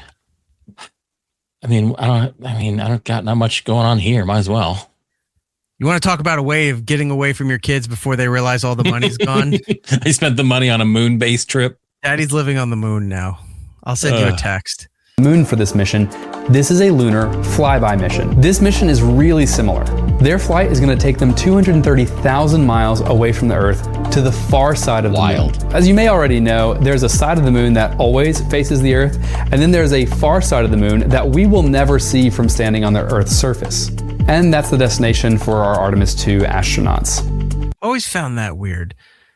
The moon rotates. It's in orbit around us, but it doesn't rotate. No, every time we look at the moon, we're always seeing the same side. Right. It's crazy. You would think at some point, some kind of asteroid or something hits it that might start spinning it around a little bit. Yeah, something. Nothing is happening up there. This is a simulation of what that flyby mission for Artemis II is going to look like. This is actually what the astronauts will see. The closest the astronauts will get to the lunar surface is about 4,600 miles. After the flyby, Orion will do any necessary little corrections that it needs to land precisely at the right place and the right time back on Earth. After another 4 days, Integrity will separate from the ESM and re-enter the atmosphere for splashdown.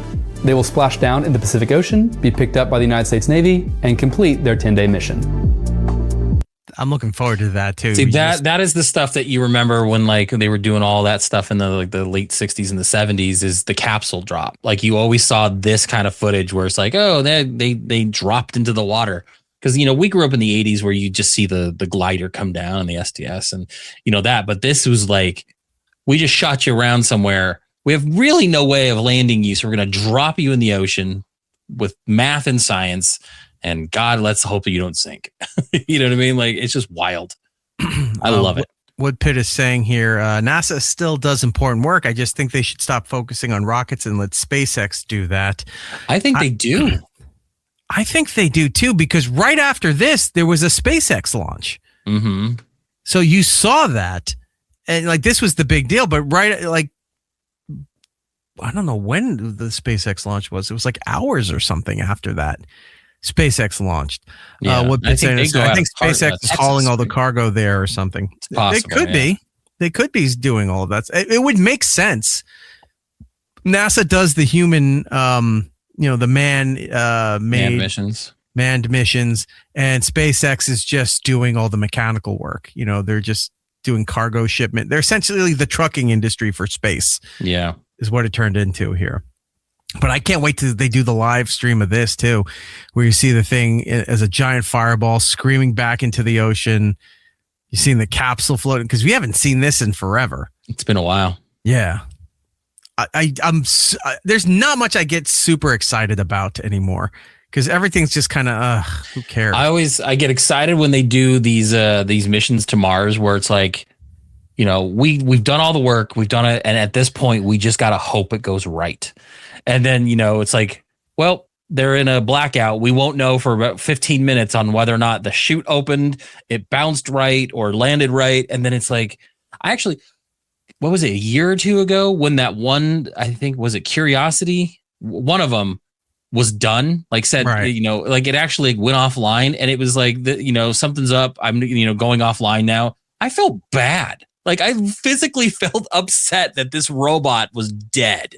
Yeah. And I'm like, God, that's depressing. And it was just, I just love that kind of stuff though. Intersect. Hello, buddy.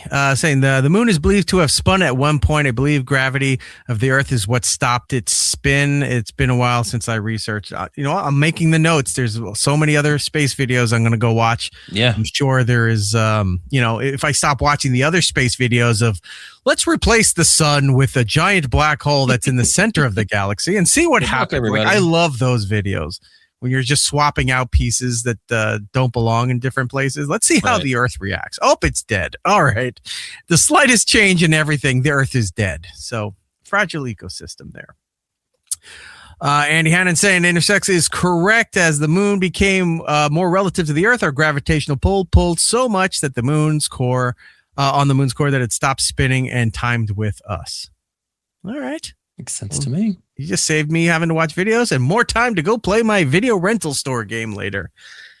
They are Woodpit saying they are partnering SpaceX, but the Artemis project was a giant boondoggle. There's kids in here. What is wrong with language? Boondoggle? It's just really wasteful, but not financially, not just financially, but with time. Yeah, well, whenever you have the government involved in a lot of things, it happens, but also the same things happens when corporations are involved too. If one goes unchecked, problems happen. So now that you have a corporation, private company, and the government agency working together, there's kind of a checks and balance kind of thing there. And hopefully that sort itself out going forward. Artemis II, sponsored by KFC and the new Twister. Did you ever watch The Tick, giant. The animated show in the 90s? Love The Tick. Chairface Chippendale when he was trying to take the laser and carve his name. He was going to carve it. It was like the first episode. He was trying to carve his name into it, and it was just like CH. It was like in the moon. It was it. And it stayed like that the rest of the series. It was like every time there was a moon shot, it was like CH. I was like, good for you guys. Yeah. Big Red Tower. When Apollo crashed, it used spacecraft into the moon. The mini moonquakes, the impacts generated, reverberated into the ground for about an hour, like a bell. Hour-long earthquake. Wow, that's crazy. Imagine being on the surface and feeling that. That'd be kind of cool, actually. It's like, what are you doing? This earthquake's just going on way too long. You're just jiggling like crazy. Yeah. I was watching video footage of like they were doing whatever mission it was where they brought the lunar rover. So they're like joyriding on the moon. And it was like, of course we brought a car. That's amazing. They bought a car. They bought a set of golf clubs. Yeah, the important stuff. Toilets don't work. Can't get our Outlook, but we've got a car. Right. It's fantastic. I mean, it's good. Why not? All right, moving on. So now we know what the mission is here. Okay. I'm going to just show you. Figure 8, go around the moon. That's awesome. I want to show you how the news is doing this stuff here, because now you get all the science stuff out there. Like Neil deGrasse Tyson has never been busier. And, like him or hate him, he is the go-to for a lot of stuff. And you get other scientists and stuff that are showing up on like the Today Show. I know the astronauts were on Colbert not too long ago.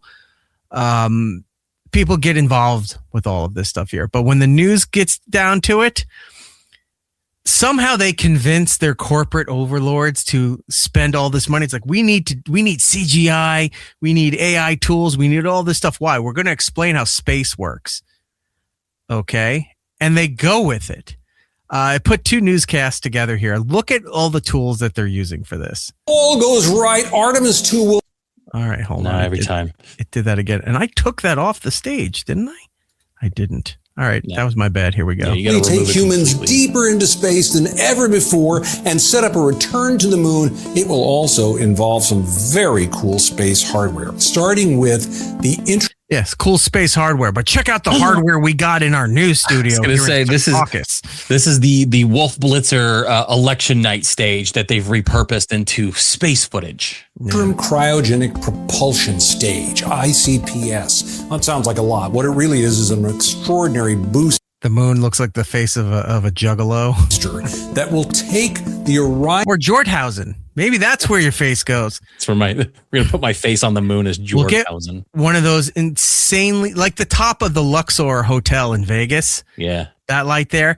And we'll just put the template of your face as it projects onto the moon up there. And capsule up above and push it into this huge elliptical orbit around the Earth, the farthest point of which will be more than 40,000 miles away, at which point the ICPS will then break away. They'll practice some targeting maneuvers with it, and it will head back to Earth to burn up upon re-entry. Then all eyes are going to be on the Orion stack up here, starting with the service module down below the crew capsule there. Absolute powerhouse. It will give water and nitrogen and oxygen and so much more to the crew up above, including electricity. Okay, well, you see what I'm... Right, you see what... Oh, my God. They put tahine in instead of tang. They go drink it, like, oh, my God, everyone's burning. Mangoes. All right, so you saw this one here. Look at this one now. 55,000 miles as Orion will fly. Okay, so this is super cool. We've come here to Noticias Telemundo Studios using their augmented reality technology to show you how NASA has built one of the largest, most powerful rockets ever. This is the news. Did we had to go to Telemundo to get the better broadcast stage. Yeah, the Spanish channels, look, sometimes the Spanish channels had better programming than the American channels. If you watch Friday, Saturday nights on like Sábado Gigante. What was the one with the fat guy in the hot tub with the hot girl? Oh, that could be any one of those shows. It's like Chica and the Gorda or something like that. It's Gordo y Flaca. Okay, thanks. So you knew. Yeah, but sometimes late at night on a Saturday after their entertainment broadcasting, they'd put on Spanish movies or South American movies. They didn't censor any of the nudity and stuff. No. So if you knew, Univision and Telemundo were the place to be if you didn't have USA up all night. And this... Yeah, Woodbridge, Gordo y Flaca. There you go. This is it. It is called SLS. That stands for Space Launch Systems. And it stands 322 feet tall. That is taller than the Statue of Liberty. It is massive. And it features 4 engines right there at its base. So this guy is essentially in a giant empty warehouse that's painted green, right? Yeah. Along with those 2 booster rockets. So that combined force right there will provide the thrust needed to lift 7 million pounds into space. That's the equivalent of roughly 700 elephants. located right there, very tip of the rocket. Because that's the measuring stick. I was going to say Americans will use anything but the metric system. That is the Orion capsule, and that is the spaceship that 4 astronauts will ride in to travel to the moon or around the moon. And if you're wondering what will this mission in space actually be like, to explain that, we need to simulate the launch of the rocket stack. Okay, you get the idea. Big Red Tower is saying what he meant to say is it's smaller than the Saturn V. Correct. But Andy is saying CNN's graph. This was Telemundo is NBC Universal, Comcast, if you will. Yeah, the first video we watched was CNN. He goes, CNN's graphics look straight out of Eric's video store game. Yeah, they were not as impressive as what NBC's dumping a ton of money into Telemundo here. There you go. By the 1 minute mark, the rocket has already reached in space. Take a look. You can see the Orion space capsule that will enter there is orbit no need for all of this for the news. Twice. And then it will head. I need to put this in VR moon. so I can be in there at the same time. Like, I want to be able to be in my living room going, look at the moon. 360 view, and it's like you're walking over. First thing I do in here, if I'm in this, I walk over and I try to punch him, and then I try to go and play around with the rocket. Correct. And then I try to break the game. All right, so yeah, the news is getting out of hand. Looking. Thousands of people being laid off all the time from all different media outlets, yet they have the money for this augmented studio set up to tell you about how space is going to run. Let's take a look inside the capsule here. I compiled a few clips here that can show you what it looks like to be actually in this. They're saying it's like a lot of room here. It's 16 feet by 11 feet. And you go, that's like a child's bedroom. But with a triangle on the top. So you don't really have that space that you think that you have to play with here. Yes, Chip. Race to simulation to the moon. We're getting ready to get into the vehicle. Here are the astronauts. As you approach the vehicle, be careful not to step into the zone of death, because on the real vehicle, that will not be somewhere we can go. So we're very careful to train like we fly. Heading in. Made it. You thought camping in a trailer was difficult. Telling ourselves is that in 3D it's going to feel bigger. I feel like that's a salesman line, though. Do we believe it? We sure hope we do. Real quick, Big Red Tower. Imagine if the news had that tech during the OJ trial and the endless Lewinsky coverage days. Oof. You're just seeing the arc flying onto the dress from all different angles. There was a second shooter. My God, you could simulate being in the Bronco while the LAPD is slowly chasing him on the highway. God, that would have been fun. Missed opportunities. I know. Yeah, but in a room, when you stand in a room on Earth, you think about the ground floor and maybe the 6 to 7 feet from the floor up, because that's where we occupy. In space, you can. This is the guy, by the way. He's either Johnny or Ben. We don't know which role he is on the new Fantastic Four yet. Now, you can put your feet up in the overhead because you can sit up there and be out of the way. And so it does feel bigger in weightlessness. Absolutely. But then we'll also find new ways to get caught and to bump into things. And so it really is an interesting dynamic. It makes some things easier and it makes some things way harder. Tonight on this historic moon mission, the 4 astronauts answer the question, just how are they going to live up there in those cramped quarters together for 10 days? All right, we're getting ready to get into the vehicle. Pilot Victor Glover and the team give us a tour of the replica Orion spacecraft they're training in. Heading in. Made it. Just getting in takes a little bit of attention. Commander Reed Wiseman shows us the kitchen. Commander Reed. Yep, there's Reed. I'm in basically the kitchen, so that's just the kitchen sink. This is where we need to come to pour water in our glass and drink it. And for dinner time, our food warmer, which is a briefcase here. And if we had food in it, I would be opening it up and showing you how awesome it is. The gym. This is the flywheel exercise device. This is one of the things that we have to sort of think in a zero-G environment. Mission specialist Christina Cook shows us where they'll sleep. I'm going to be hanging like a bat is my plan, but I won't even know it because there's no gravity. Putting you down on the deck, and now you're looking straight up into the docking tunnel. Tonight, the grand tour, and the crew says they are ready for this mission and for the out-of-this-world views. The windows are going to draw the crew together. We're going to see some cool things out those windows. How do they ventilate the bathroom? I don't know. Because it's hard enough if you ever had to share an apartment with somebody or even your family. If someone spends a little bit too much time in there, doesn't matter how many, if you open the window, how much spray, lighting a match really doesn't do much anymore. You're in essentially a dorm. Yeah, so toilets in space use airflow suction instead of gravity to manage waste, pulling urine and feces into storage containers. Now, if my science knowledge is serving me right, when I watched Space Camp with a young Joaquin Phoenix, it's just like this thing that just goes right in front of you and it just sucks everything out of your body. Yeah. So you're sitting down onto it, and you're sitting on. Wait a minute, you're sitting on a vacuum then? Pretty much, it's a specialized seat with a vacuum. Ew. For your bowel movements, and then it's a separate hose with a funnel for the pee, and then the straps that you put on so it doesn't fly away. Gotcha. Okay. Well, that's disgusting. Impressive, but look, Tom Skerritt would never steer me wrong. Could you?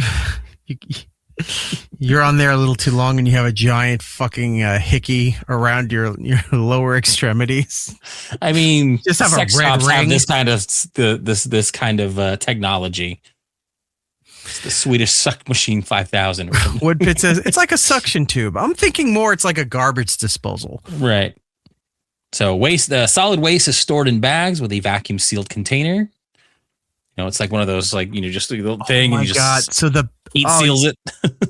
Like, and you got to bring the shit back to Earth. Like what you do with your meats to put in the freezer. Yeah, like when you go camping, you pack in, you pack out.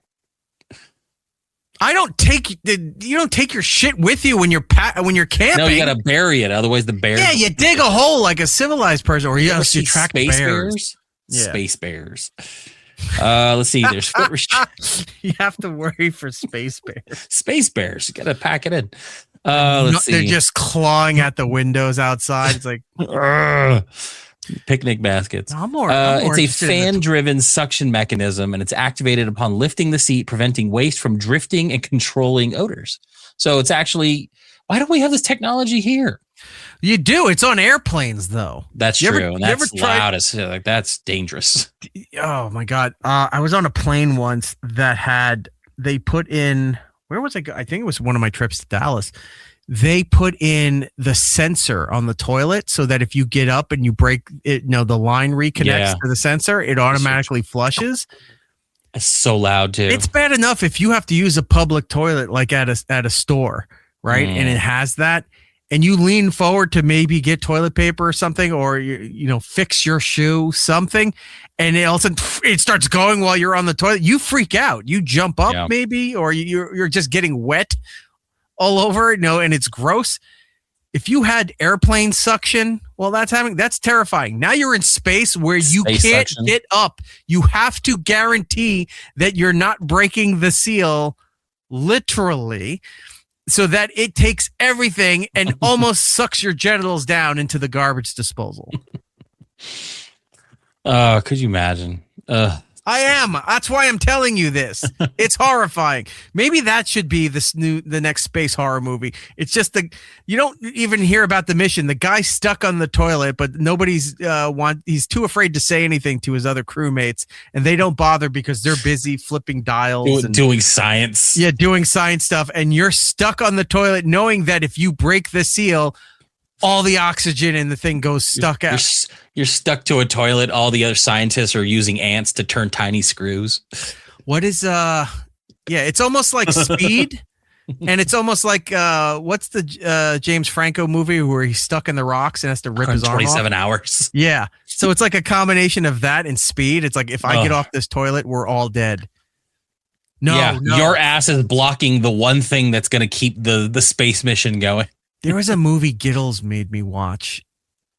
I think it might have been a German movie. I don't know. It was definitely a European movie. It wasn't a Serbian film. Was it the one where the guy was standing on the landmine? That's the one.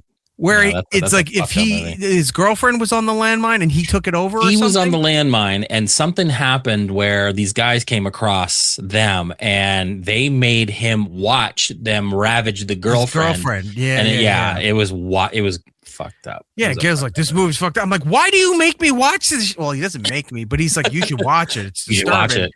It is disturbing. And I'm like, oh my God. But yeah, it's like that. If I get off here, the landmine goes off and the whole cap. That's the space horror movie we need, is the guy stuck on the toilet. Yeah. And can't break the seal, or else everyone on the capsule dies. Yeah. It's not a Serbian film. That's a completely different one. This one's called Landmine Go Click. And I think it's like from 2015 or something.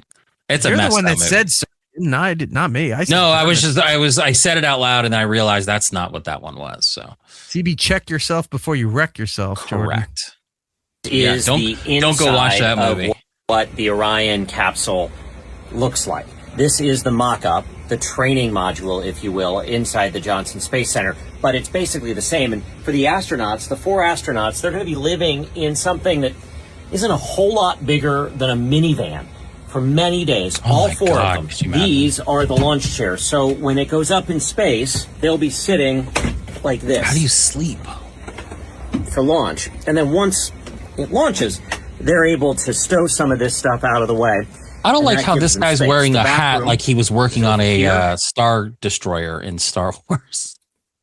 Like, this is the Empire. Oh, yeah. He's one of the low-level bosses. Yeah, he's a low-level guy. He's the guy giving the crew shit before Vader walks on the deck. It's an older code, sir, but it checks out. Yeah. Get out of here. For launch. And then once it launches, they're able to stow some of this stuff out of the way, and that gives them space. The bathroom is over here. They'll use this device here, the flywheel, to work out. They can heat up food with basically a hot plate, and if they need water, there's a water George Foreman machine here. The storage is down here. It is the grill. Foreman had the grill. He didn't have did he have a water machine? No, I was just like, they have a hot plate. I was just thinking it's like they have a George Foreman. All the grease is going off. Yeah, exactly. It's like they have to turn it again. It turns into the Apollo movie where they got to turn off certain channels to conserve power. But this guy's someone's using a hot plate. Yeah, this guy's making crepes off to the side while they're trying to figure out how to successfully get back into orbit for re-entry to the planet. But he needs to have his crepes. Going back to the bathroom thing, there's, like he said, they're essentially for 11 days living in a minivan. There's no privacy. Mm-hmm. Like, you have to be comfortable with these people that you're traveling with, like extremely comfortable. You're not just peeing in the back of a 2-liter bottle and whatever. Like, you're hooking hoses up to yourself to take a dump. That's wild. Like, you don't think, like, do you have like something you pull over yourself so no one's watching you? I don't even like going to the bathroom in a small apartment where someone can hear me in there. Like, I'll hold it. What if it's like those static walls in bougie clubs and restaurants where it's clear until you hit the lock and all of a sudden and then it turns white? Yeah, what if it's how much? You don't have that much room in there. But there's a panel to go into the thing, so it obviously has to have something to block. Is there a separate spot? Okay. I don't know. We'll have to find a video on the space toilet and take a further. I'm gonna be looking up space toilet stuff. You're gonna be watching North Korean propaganda films. It's gonna be a wild week. Saying you're thinking Lethal Weapon. Danny Glover stuck on the toilet with a bomb, and Mel Gibson has to pull him off into the tub. Yeah, but in space. That would be cool. We can do this. I'm too old for this shit. You say that every movie. Stop. He was like 41. It's wild. That meme doesn't get passed around enough. Do you realize he was this old when this happened? I know. I like this guy's name, Disposable Supervillain Henchman. I am also a big Venture Brothers fan. Kudos to you. Imagine all the hard work and schooling to become a NASA engineer, and then you're tasked to build the space toilet. All that, yeah. I went to MIT, and I got to figure out how to make someone take a dump in zero-G. I invented translucent aluminum, and they're making me build the space toilet. We need the proper suction to piss ratio so we don't kill somebody on a toilet. Oh my God, that would be fun. Do you have control of the videos when I put them up here? Do you have the play feature? I can't. Let me see. Tight space. Oh, you do? Yes, I do. So if there's stuff, because I was just saying that going forward, if there's a point that you want to pause instead of waiting for me to do it, you can hit it yourself too. Oh, that's fine. Make it easier. Okay, going on. For 4 people, and when they need to sleep, they'll attach sleeping bags to something throughout the cabin here so they don't float around. You want to play flying bumper cars while you're sleeping. So they basically look like they're going into cocoons, like they're turning into butterflies. They're just hanging in these fucking papooses. That's wild. I would love to see that. The commander and the pilot, I should say, will be sitting. They all have to take turns because only one can hang from the top, and it's like, it's my turn to play Dracula tonight. They got to fight over here. it. Lots of controls and Space switches Fight Club for them during flight phases of the mission.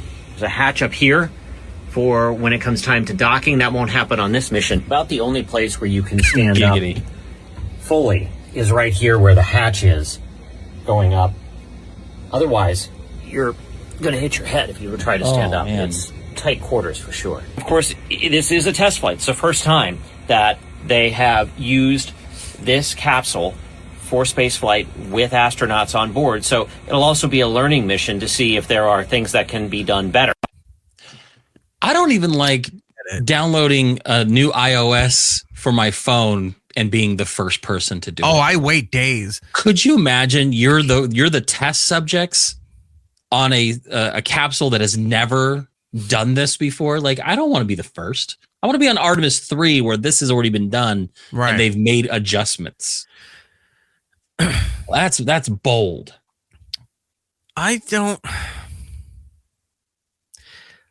There are times where I don't even let the operating system update until the day comes when they're forcing my phone. Like, I've waited too long. And like, your phone can't continue unless you have this update. Yeah. And then at night, all of a sudden I see my phone going through a full fucking meltdown. It's like, oh, they're forcing it now. I had no say in it anymore. Cunning Dingus, which is a great name in the chat. I want to say this looks cool, but I digress. I think it looks cool if you were at a museum and they let you walk into it. Like, you could go in and try it. That's cool. Being in it, for real? No, absolutely not. I'm sorry. The average consumer of fast food cannot go into this capsule. Mm-hmm. They don't fit. G. Shepherdini in there, fart capsule. Yeah, what we're talking about, the toilet smell wafting through the ventilation system. What if you're not even in the toilet and you just cut one? God, I'd be so mad. Does everyone get a chance to go over and start beating the shit out of you? Because there's nothing you can't ventilate it. You have to let it dissipate and deal with it and live with it. A long 11 days for these 4 people. Yeah, I can't figure out how. The hallways being out. There's no hallways here. It's not like the ISS. When you go through the ISS, those videos are fun when they take you through the tour and they've got they're like the floating GoPro. Through. Yeah, there's none of that here. Mm-mm. The ISS I think is the closest we're going to get to that spaceship. That's the big circle spaceship in 2001: A Space Odyssey. Yeah, and they're not. That's not even going to be around that long. Like that's starting to crash into the Indian Ocean too. That Indian Ocean would also. It's just full of parts and shuttle missions. I was going to say that would be a great documentary as well. As they go through here, and it's just a graveyard for all the entire space. Not just ours, but like India's space program, Japan, China. Everybody crashes their shit into the Indian Ocean. It's the deepest portion of the planet, but it's also the most vacant portion of the planet. So that's why they crash everything there. I would love to, if we had the technology to go out there, get one of those submarines that explodes like a Sprite can, and just have that go down there and look at all the relics. Fucking, it's just a graveyard of submarine missions and space missions. The Indian Ocean's just garbage. Caddy, no, I wasn't taking it that way. I was just thinking about the ISS. I thought you were talking about the ISS, so I apologize. Hey, Chris made it in here. Good for you, Chris. Okay, I'm here. Start this over. Segment 1, redo. I was the moose doing things with brother. Oh, whatever. You had a good time. All right, we'll start over. Life. Yes, we'll start. So yeah, what's your week been like? Could you imagine? Halfway through. Red Tower. Apollo 16 accidentally talked about farts over the radio when it was supposed to be between only the astronauts. Something like, I got the farts again, Charlie. That's fantastic. That's probably as good as those recordings of LBJ in office, where he's talking about how he had to get custom-made pants because his balls were too big, and then he's like, I got to go take a shit. Like, that's how he ended the conversation while in the Oval Office. If you don't know what I'm talking about, that's the kind of stuff I want in like presidential libraries. I go just need look that up kind of audio. Go look up the LBJ tapes. You'll have some fun with all of that. Okay, so we looked in. We found out the mission. We saw the news having fun. We saw inside the capsule here. Now let's get to the actual thing here. Where's my list? There is my list. Too hasty entering that room. I had Taco Bell for lunch. Where's the capsule build? Did I not load that? Oh, maybe I didn't load that. I had the other ones in here. Or maybe I blew it out. I don't know. There it is. All right. So this is one of those speed cam things where they speed up when they're showing you how it was assembled to go onto the crawler. This is in the warehouse. They assembled everything to put on the crawler, and then the crawler slowly for days drives it across the park, if you will, to the actual launch pad where it's going off. Take a look.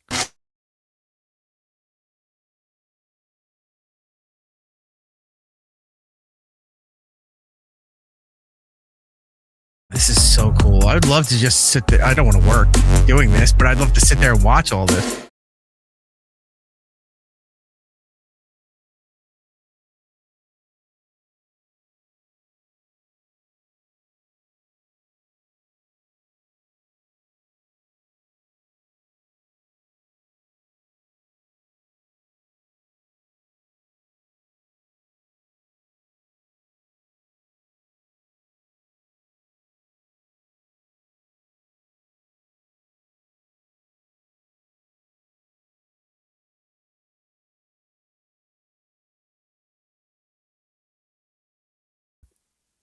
It's still cool to see this in fast time to see how this whole thing is being built. I love this video game, Chris. This is like watching a Kerbal Space Program. I don't know that game, actually. It's a fun game. You'd like it. All right. I'll take your word for it. All right. So we just watched how download it now. The thing was assembled. This is the crawler now. This is a couple different angles of footage. One is from the tour at Kennedy Space Center as it's being moved from the warehouse to the launch pad. And then another time-lapse video showing you aerial footage of how this goes on here. It's amazing, the technology that we have to transfer something that, is ungodly heavy. But they have it on a platform with essentially tank treads to drive it a quarter of a mile. It's not that far. Takes hours and days to do it because it just goes so slow because it's all heavy. Yeah. Take a look at this. That keeps the dust and any potential sparking off the roadway. Yeah, that's the other thing too. They have these water trucks that are just shooting water in every direction on the gravel roads to prevent any kind of static charge that might light this thing up. Electric system, diesel engines run electric motors. Those plates on those tracks, you see the big metal plate? Each plate is 1 ton. Jesus. Yep, these are the original crawler transporters that carry the moon rockets for the Apollo mission and all the shuttles too. 32 feet per gallon. All right, here's the time lapse of this thing. Look at that. Running down the roads.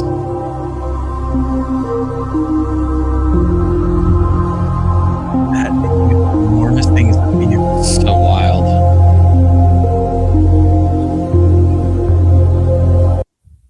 Just to put it right back in, it's insane.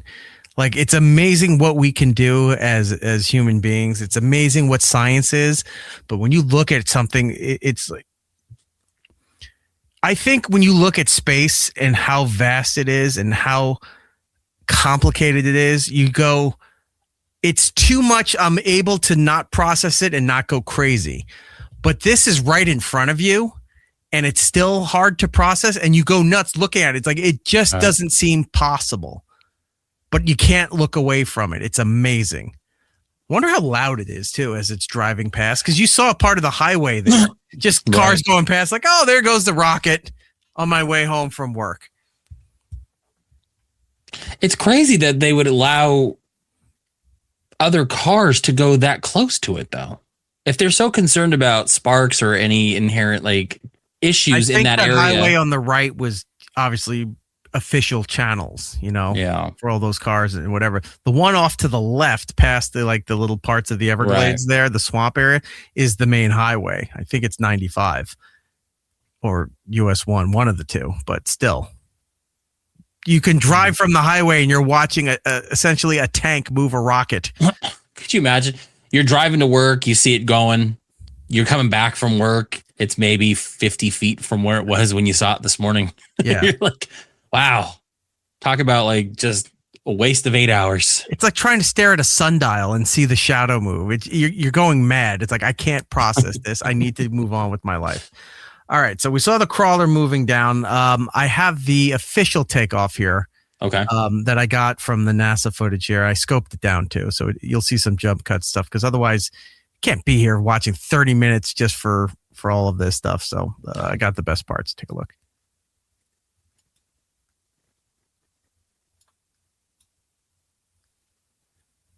Now we're all going to sit here for 7 minutes. All the aerial shots looking down at this thing. So you see the, essentially I guess it's an arm that where the astronauts walk to the capsule. The gangplank. Yeah.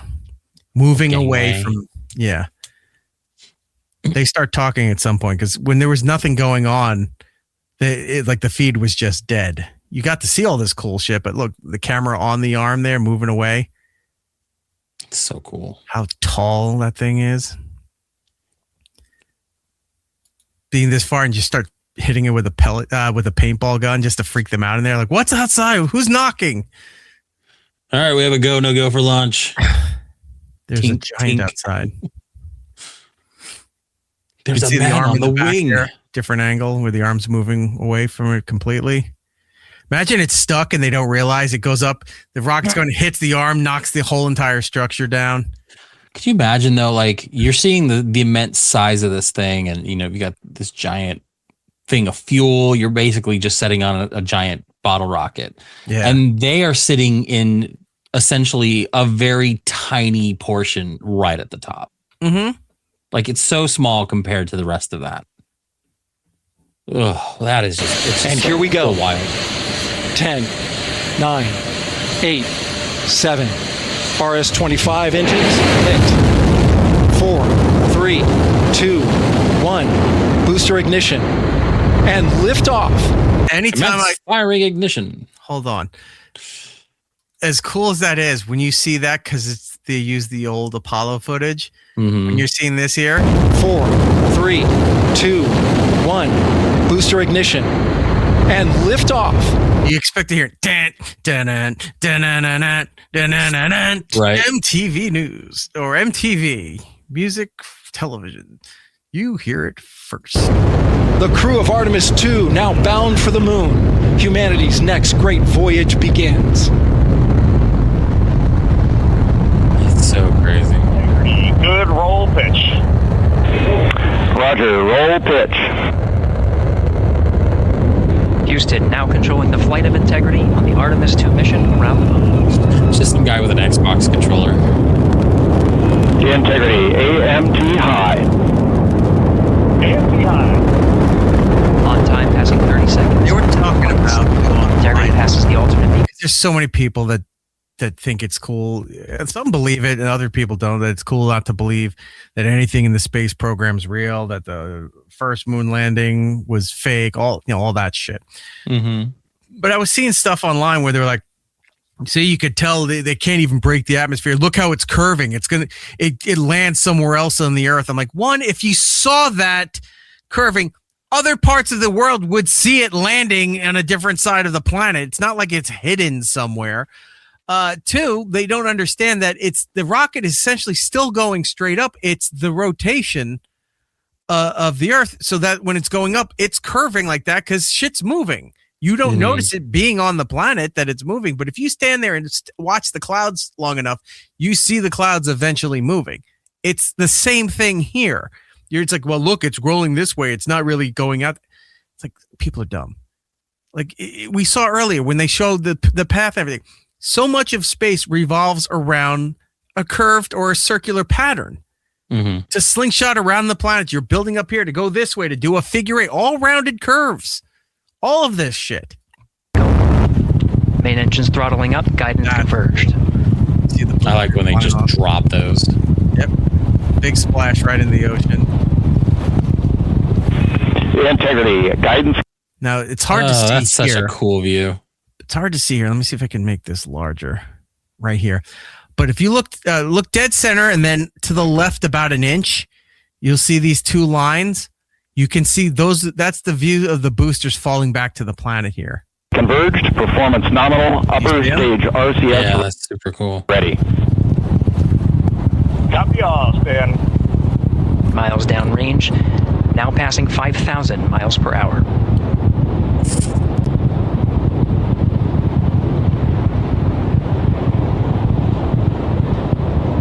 We didn't need that, right? Guess not. They're just it's like throwing your garbage out the window on the highway.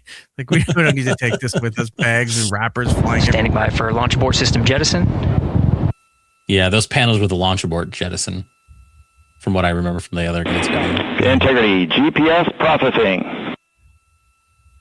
Take that, flat earthers. Outstanding, Stan. We see the same, and we have a beautiful moonrise. We're headed right at it. Fucking go after it. This is insane. The infrared. Yeah.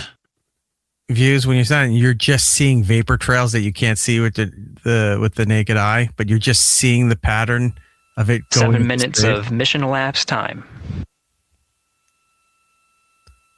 Like they have to have like cockpit view of like GoPro of watching them deal with the G forces of all this, like right? Like someone's got to have to. But like I went through all the official science channels, NASA's channels, all this stuff, even like the European Space Union, all of those things, because they all have the same feeds that they're getting. And you're right. I didn't see anything from the front of it going through the atmosphere or whatever. Yeah. Or once around option. Milestone at the 7-minute 30-second mark. Now 84 miles in altitude, 650 miles downrange, traveling more than 15,000 miles per hour. Jeez, that's fast. Integrity. It's like incomprehensibly fast. Yeah. And in the grand scheme of how the universe works, you might as well just, shift your car into drive and not touch the pedal. Yeah. You're just coasting at this point. Well, you sit there and you watch the footage of like one of those, like I saw footage of this guy standing next to one of the high-speed rail tracks in Japan. And that thing went by him at like 300 miles an hour. And the fact that it went by so quickly, you couldn't really even get a glimpse of what that train looked like. And that's at 350 miles an hour. Yeah. This is what, 15,000 miles per hour? Just wild. I was watching videos on both the Voyager satellites and how Voyager 1's so far out past our universe, our galaxy or whatever, and they were talking about where it will be like in a million years or 100,000 years, for it to get to the nearest star or to the nearest galaxy, even if it was traveling the speed of light. By the time you got there and then came back, 4 million years would have passed here. Yeah, it's the time dilation. That's what blows my mind. It's like time is, because they always say time is relative. It's like, well, yeah, time it is correct, but when you try to apply that to space and travel, and you're sitting there and go, speed of light, fastest thing that we can measure right now, and that's still not fast enough to get somewhere in a reasonable amount of time. Mm-hmm. Well, and that's something they addressed in that Project Hail Mary movie, where I think he was traveling, like say like 4 years passed for him or 5 years or whatever, 14 years passed on Earth because of just the way time worked for him compared to what he was. And it's just wild to think like he doesn't realize it. Man, he was in cryostasis, but you don't realize those things until time just went crazy. I don't know. It's nuts, man. Yeah. This is awesome. Look at that as it's separating. That's a cool view. Integrity and nominal Miko. So what you're not seeing, I mean, for what we're seeing here, if you're on the radio, this is definitely an episode. You got to go back and watch the video for this. Please, yeah. But this is the separation sequence. The capsule's leaving what was remaining of the booster rocket, and that's separating. So that's the capsule going off on its own, and this is the piece that's going to be falling back down to Earth. Mm-hmm. It's just amazing to see all of this. Integrity and nominal Miko, core stage separated. And then done. That's wild. The rest of our footage going forward is just going to be cameras on their solar panels and from the capsule going around. Well, it's in space for the next couple of days heading towards the moon. You're not going to see a whole hell of a lot of anything. No, I think they said it's going to take 3 or 4 days to get over there and then rocket around, and then it's going to shoot back. It said 11 days total from yesterday. So we should be seeing footage of it like next Saturday, a week from the Saturday. Right. It's wild. All right. So that's the official liftoff. I want to show you this from different angles from the liftoff around the country here. This was somebody on a plane just slapped their phone against the window to watch the rocket launch. Look at this. That's really cool. Isn't it? That's like once in a lifetime type of flight for you. Like, yeah. I look out the window and I see fucking the Grand Canyon, maybe if I'm going to Vegas, but like, you see it once, you see it, you can go see it again. This is, you'll never replicate this ever. No, that's really that is cool. Super cool. So yeah, so that was a view from a plane lifting off here. I wanted to show you this too. Washington, D.C. did something really cool. So like a lot of places around the world, they turn large buildings and structures into essentially LED screens, right? They turned the Washington Monument into a screen and replayed the rocket launch. I mean, it's essentially the same thing on the actual monument itself. That's really cool. Look at this.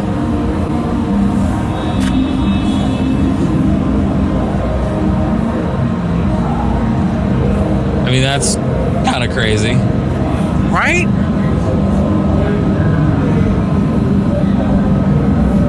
A lot of people on drugs that don't know what the fuck's going on that right now.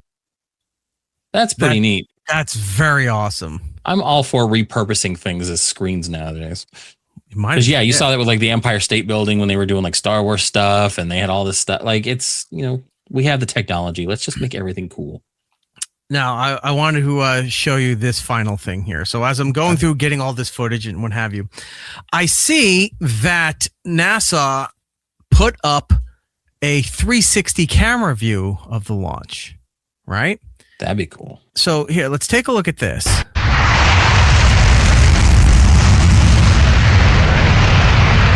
Gotta be so loud in person.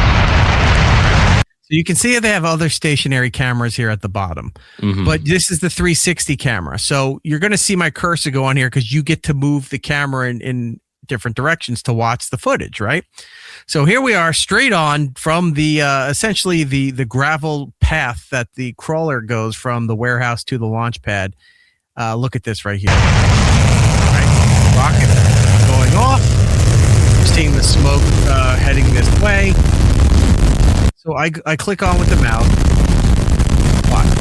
And now you can angle it up and see. Oh, that's cool. Right? Now you're watching it. Essentially as close as you possibly could get to watching this take off without a camera being on the launch pad or on the rocket itself. Right? Now you're hearing the distortion on the video here. Imagine, like you said, how much louder it is there in person, right? Now, I'm watching this, I'm like, that's kind of cool. But I've only used 2 directions of this 360 camera, right? So what if you wanted to be a dick and this was live streamed in the 360 camera setting, right? So I restarted it back at 0. So there it is. You're watching it. Now, right as the rocket is taking off, let's see what else the 360 degree space has. It's just cameras set up. Yeah, for the cameras. I'm looking down the highway here. The historic space mission is going on behind us, but no, we're looking this way now. That would be funny. If I was a teacher in school and this was happening, and this is no one completed their bookworm. We can listen to the rocket launch, but we're not watching it. Yeah, I would do this to the kids. Where it's like, all right, here comes the space launch, and then I just move the thing around, and they don't get to see it at all. We're looking at other cameras, looking at the launch, and we're looking down the highway, completely with our back. I hope you all. History's going on behind us here. Not interested. What's down there? Is that an RV? It's just spinning around, see what's there. Or you never look up. You just see it take off, but then it's all you just smoke. Yeah, there's a warehouse over there. Some cars parked in that parking lot. You're not looking at anything here. That's funny. Like, that's a better way to use the 360 technology than the historical purpose that it was meant for. So that's awesome. I do love what they decided to christen their ship, because we are going to the moon. Right. So the astronauts definitely they wrote "Screw the moon" from our favorite movie, Moonfall. Those damn commie vandals. I'm gonna watch Moonfall tonight. Yeah, I saw people too with I want to watch Moonfall again, but I saw people too. It wasn't just the flat Earth people. It wasn't just the people that think all the space stuff is a hoax. But all the people that were shitting on this stuff because of politics, where they're like, because of Elon Musk and because of Trump, and all, it's like, do you really think Trump had much to do with this rocket launch? No, at all. That funding was there before he got into office. They were building this for years. You want to get pissed at Elon Musk for any of the other shit? Okay, fine. But that SpaceX program is not going anywhere. No. There's nobody that is even close to topping what he does. As much as we see stuff from China, what they put on there, their program's nowhere near as readily available and cost effective as what SpaceX is doing right now. They just announced another Starlink launch that's going to happen soon, where they're going to have internet for deep space relay connections. That's awesome. 40, 50, 100,000 miles away from the Earth, you could still use your fucking phone. No one else is doing that. I was going to say, I barely get signal in my own house right now. That's amazing. Yeah. I have that too. Sometimes I drive near the Costco. I'm like, oh, I must be out of the triangular situation where the signal hits here. You've been on many calls with me. Like Rob, yourself, and myself would be sitting there talking, and I've done some stuff, and I'm like, hey guys, I'm heading home. I'm turning into my neighborhood. I have to jump off. I'm gonna lose signal. Yes, I do it every time. I will call you when I get back onto the Wi-Fi. So funny. So I just saw people shitting on that too, and I go, this is not that's not the time, but this is not the argument that you think this is. This has nothing to do with any of this stuff. God bless the astronauts that are out there and this mission. Hopefully it's successful. I can't wait. Look, in a year where not much else is happening, we're getting 2 more space missions to happen. So not I'm since good. Katy Perry have I been excited about something with space. So Yeah, this is a huge. You know what? That shuttle should have said "fuck you, Blue Origin." Right? Yeah, that should have. This been is how written you on the fucking side go of to the space, you bitch. Yeah, at least what's his name from Virgin realizes like, well, I just have a glorified glider. Yeah, that's going to give you a suborbit flight that you can get from LA to New York in an hour, which is still good. It's not a space shuttle, but it's a fantastic advancement in travel for our planet.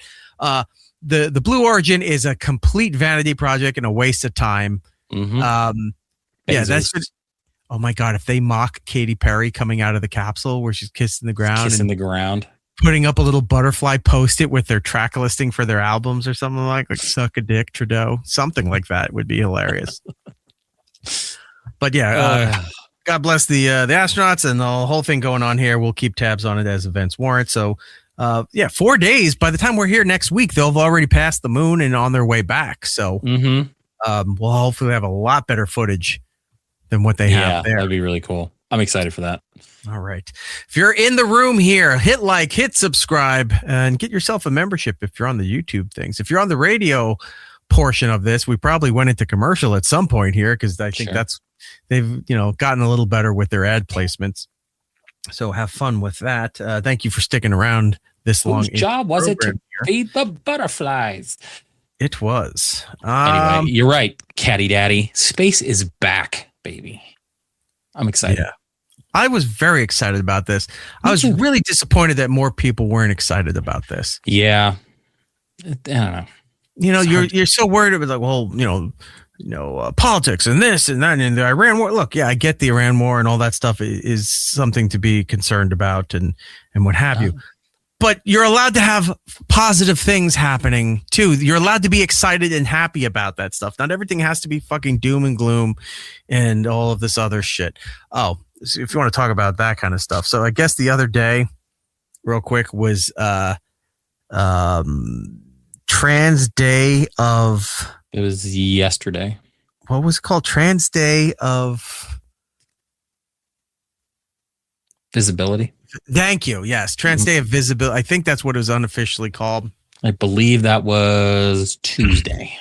Right. So Trans Day of Visibility. Fine. Whatever. I don't care what people do. Just stay out of sports and those kind of things. Everything else, go live your life. I could care less.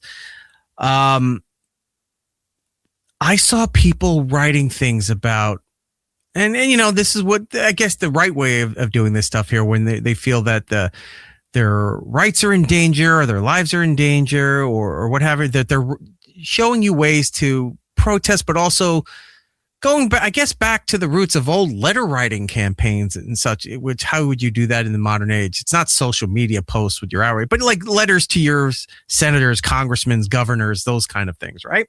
Encouraging this stuff, giving you account numbers or bill numbers and stuff. It's like, address it this way, have your representative vote for this or to vote against it, whatever the cause, right? There's more terminology that they keep coming up that just makes it more bullshit. Less likely that regular people are going to care about this stuff. I've seen an increase in the terms coded and coding. Have you seen this? Mm-hmm. Is this new, or is this just something I'm just becoming aware of that It's been around for a while, probably, last couple of years. Because they talk about your genetic code, and it's not even genetic coding. It's this is coded into the into the laws and stuff. And I saw something. We have a new governor in New Jersey. And there was people who were starting a campaign or being vocal about having the new governor sign something into law involving, I don't know if it was health insurance or rights for something, whatever, involved the trans community. It's like the current coding in this bill is blah, blah, blah. And I'm like, stop with the fucking coding. And this is like, they weren't coded that way. It's all these bullshit terms. There was an old George Carlin bit about post-traumatic stress disorder. Do you remember this bit, or do you know of this bit? I think we had talked about this offline between like you, me, and Rob or something, but I don't think it's come up on the show. He said it used to be called shell shock. Mm-hmm. And it was when soldiers were coming back from the war, and then it became battle fatigue. And then it became post-traumatic stress disorder. And he was calling it, bullshit soft language. And he goes, had you maybe kept it as harsh as it was and as uncomfortable it was, these people might have gotten the treatment that they needed or the funding that they needed, whatever. And it's just doing it again, where however you feel about it, I don't care. But if you're on the side that you want more advancement, you want more rights, you want all this shit, stop coming up with these new buzz terms to sound like you're smarter and better than everybody else, because then nobody wants to fucking help you because you come off as an elitist asshole. And it goes for any walks of life, not just right now. I'm just seeing it because of all the trans stuff that was on social media this week, and the coding was being thrown around all the time. But you get these buzz terms once in a while when it could come to abortion rights. It could come to, voter suppression. Anything possible in any walk of life can have a political issue with it. But when you start using these terms to make it sound more elite and more like, oh, I know more than you, and nobody wants to help you because you automatically come off as an asshole, especially when you're posting this shit on social media. So, write your representative. I saw it a lot for the governor of New York, the governor of New Jersey. Write to, what is her name now? Mickey Sherry? I forget her. She just got into office in January. I forgot. I don't remember her name. But they're all urging you to write your local representatives, write to the governor to make sure that the proper coding is in this legislation. It's like, stop talking like that. Stop. I think you get more shit done if you stop with the bullshit stuff. I'll go to the other side of this. Complete bullshit nonsense. Maxing is becoming a thing. Everything is maxing now with 2 X's. Last time I heard maxing was MC Hammer in the late 80s when he was doing maxing and relaxing. I was chilling out, maxing, relaxing, all cool. Shooting some b-ball outside of the school. And now now it's just school shootings, which who knew that the Fresh Prince was leading us down.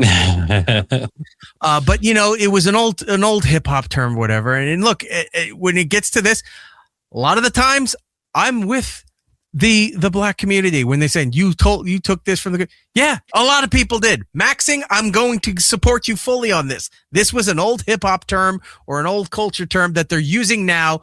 I think it's because of those douchebags from that pseudo documentary that's on Netflix with the guy from Romania that constantly is getting arrested for.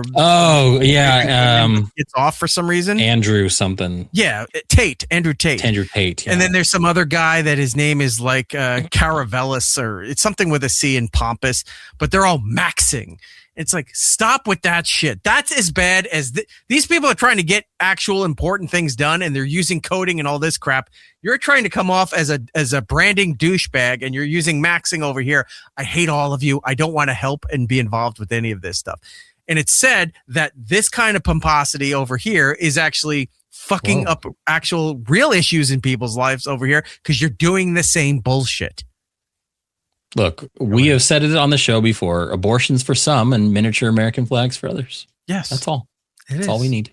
I get it. And then we're twirling and twirling and twirling towards freedom. Cutting dingus, the douche maxing. Yes. Pepsi maxing. Yeah. Tucker maxing. No, that's a different kind of maxing. That guy's an idiot all on his own. Oh, I know. Anyway, stop with the coding, and the maxing. Enough. No one gives a shit. You're not cool by doing it. You come off like a douchebag. Some are trying to live their lives without, bullshit from people. Other are trying to make their lives bullshit to other people, and you're using the same techniques. It doesn't work. Knock it off.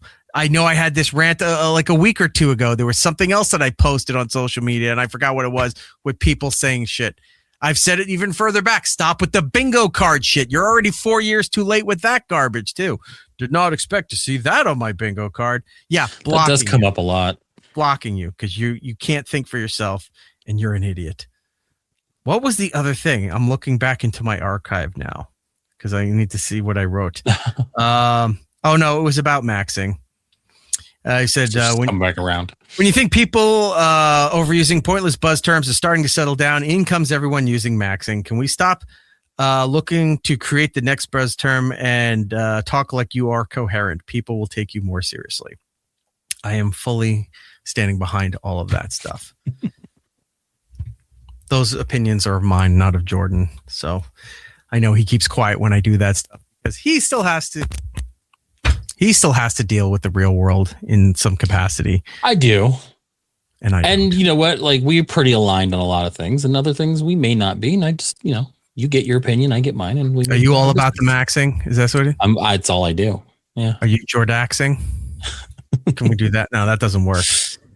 That doesn't work as well. doesn't work as well. It doesn't work as well as the Danhausen.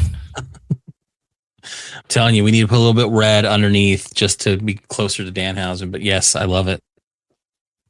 A lot of run on that picture of me in the nails. A lot of people commenting and pointing that out. People loved it. All right. You're a little low. What's up with your mic? Tap it. Okay, never mind. You were low. I'm like, oh no, you tapped your mic again. No, I didn't touch it. I was moving over. You're good. Yeah, all my equipment's falling apart. Yeah. I got to get new headphones. I got to get a new mic. I got to do all this shit.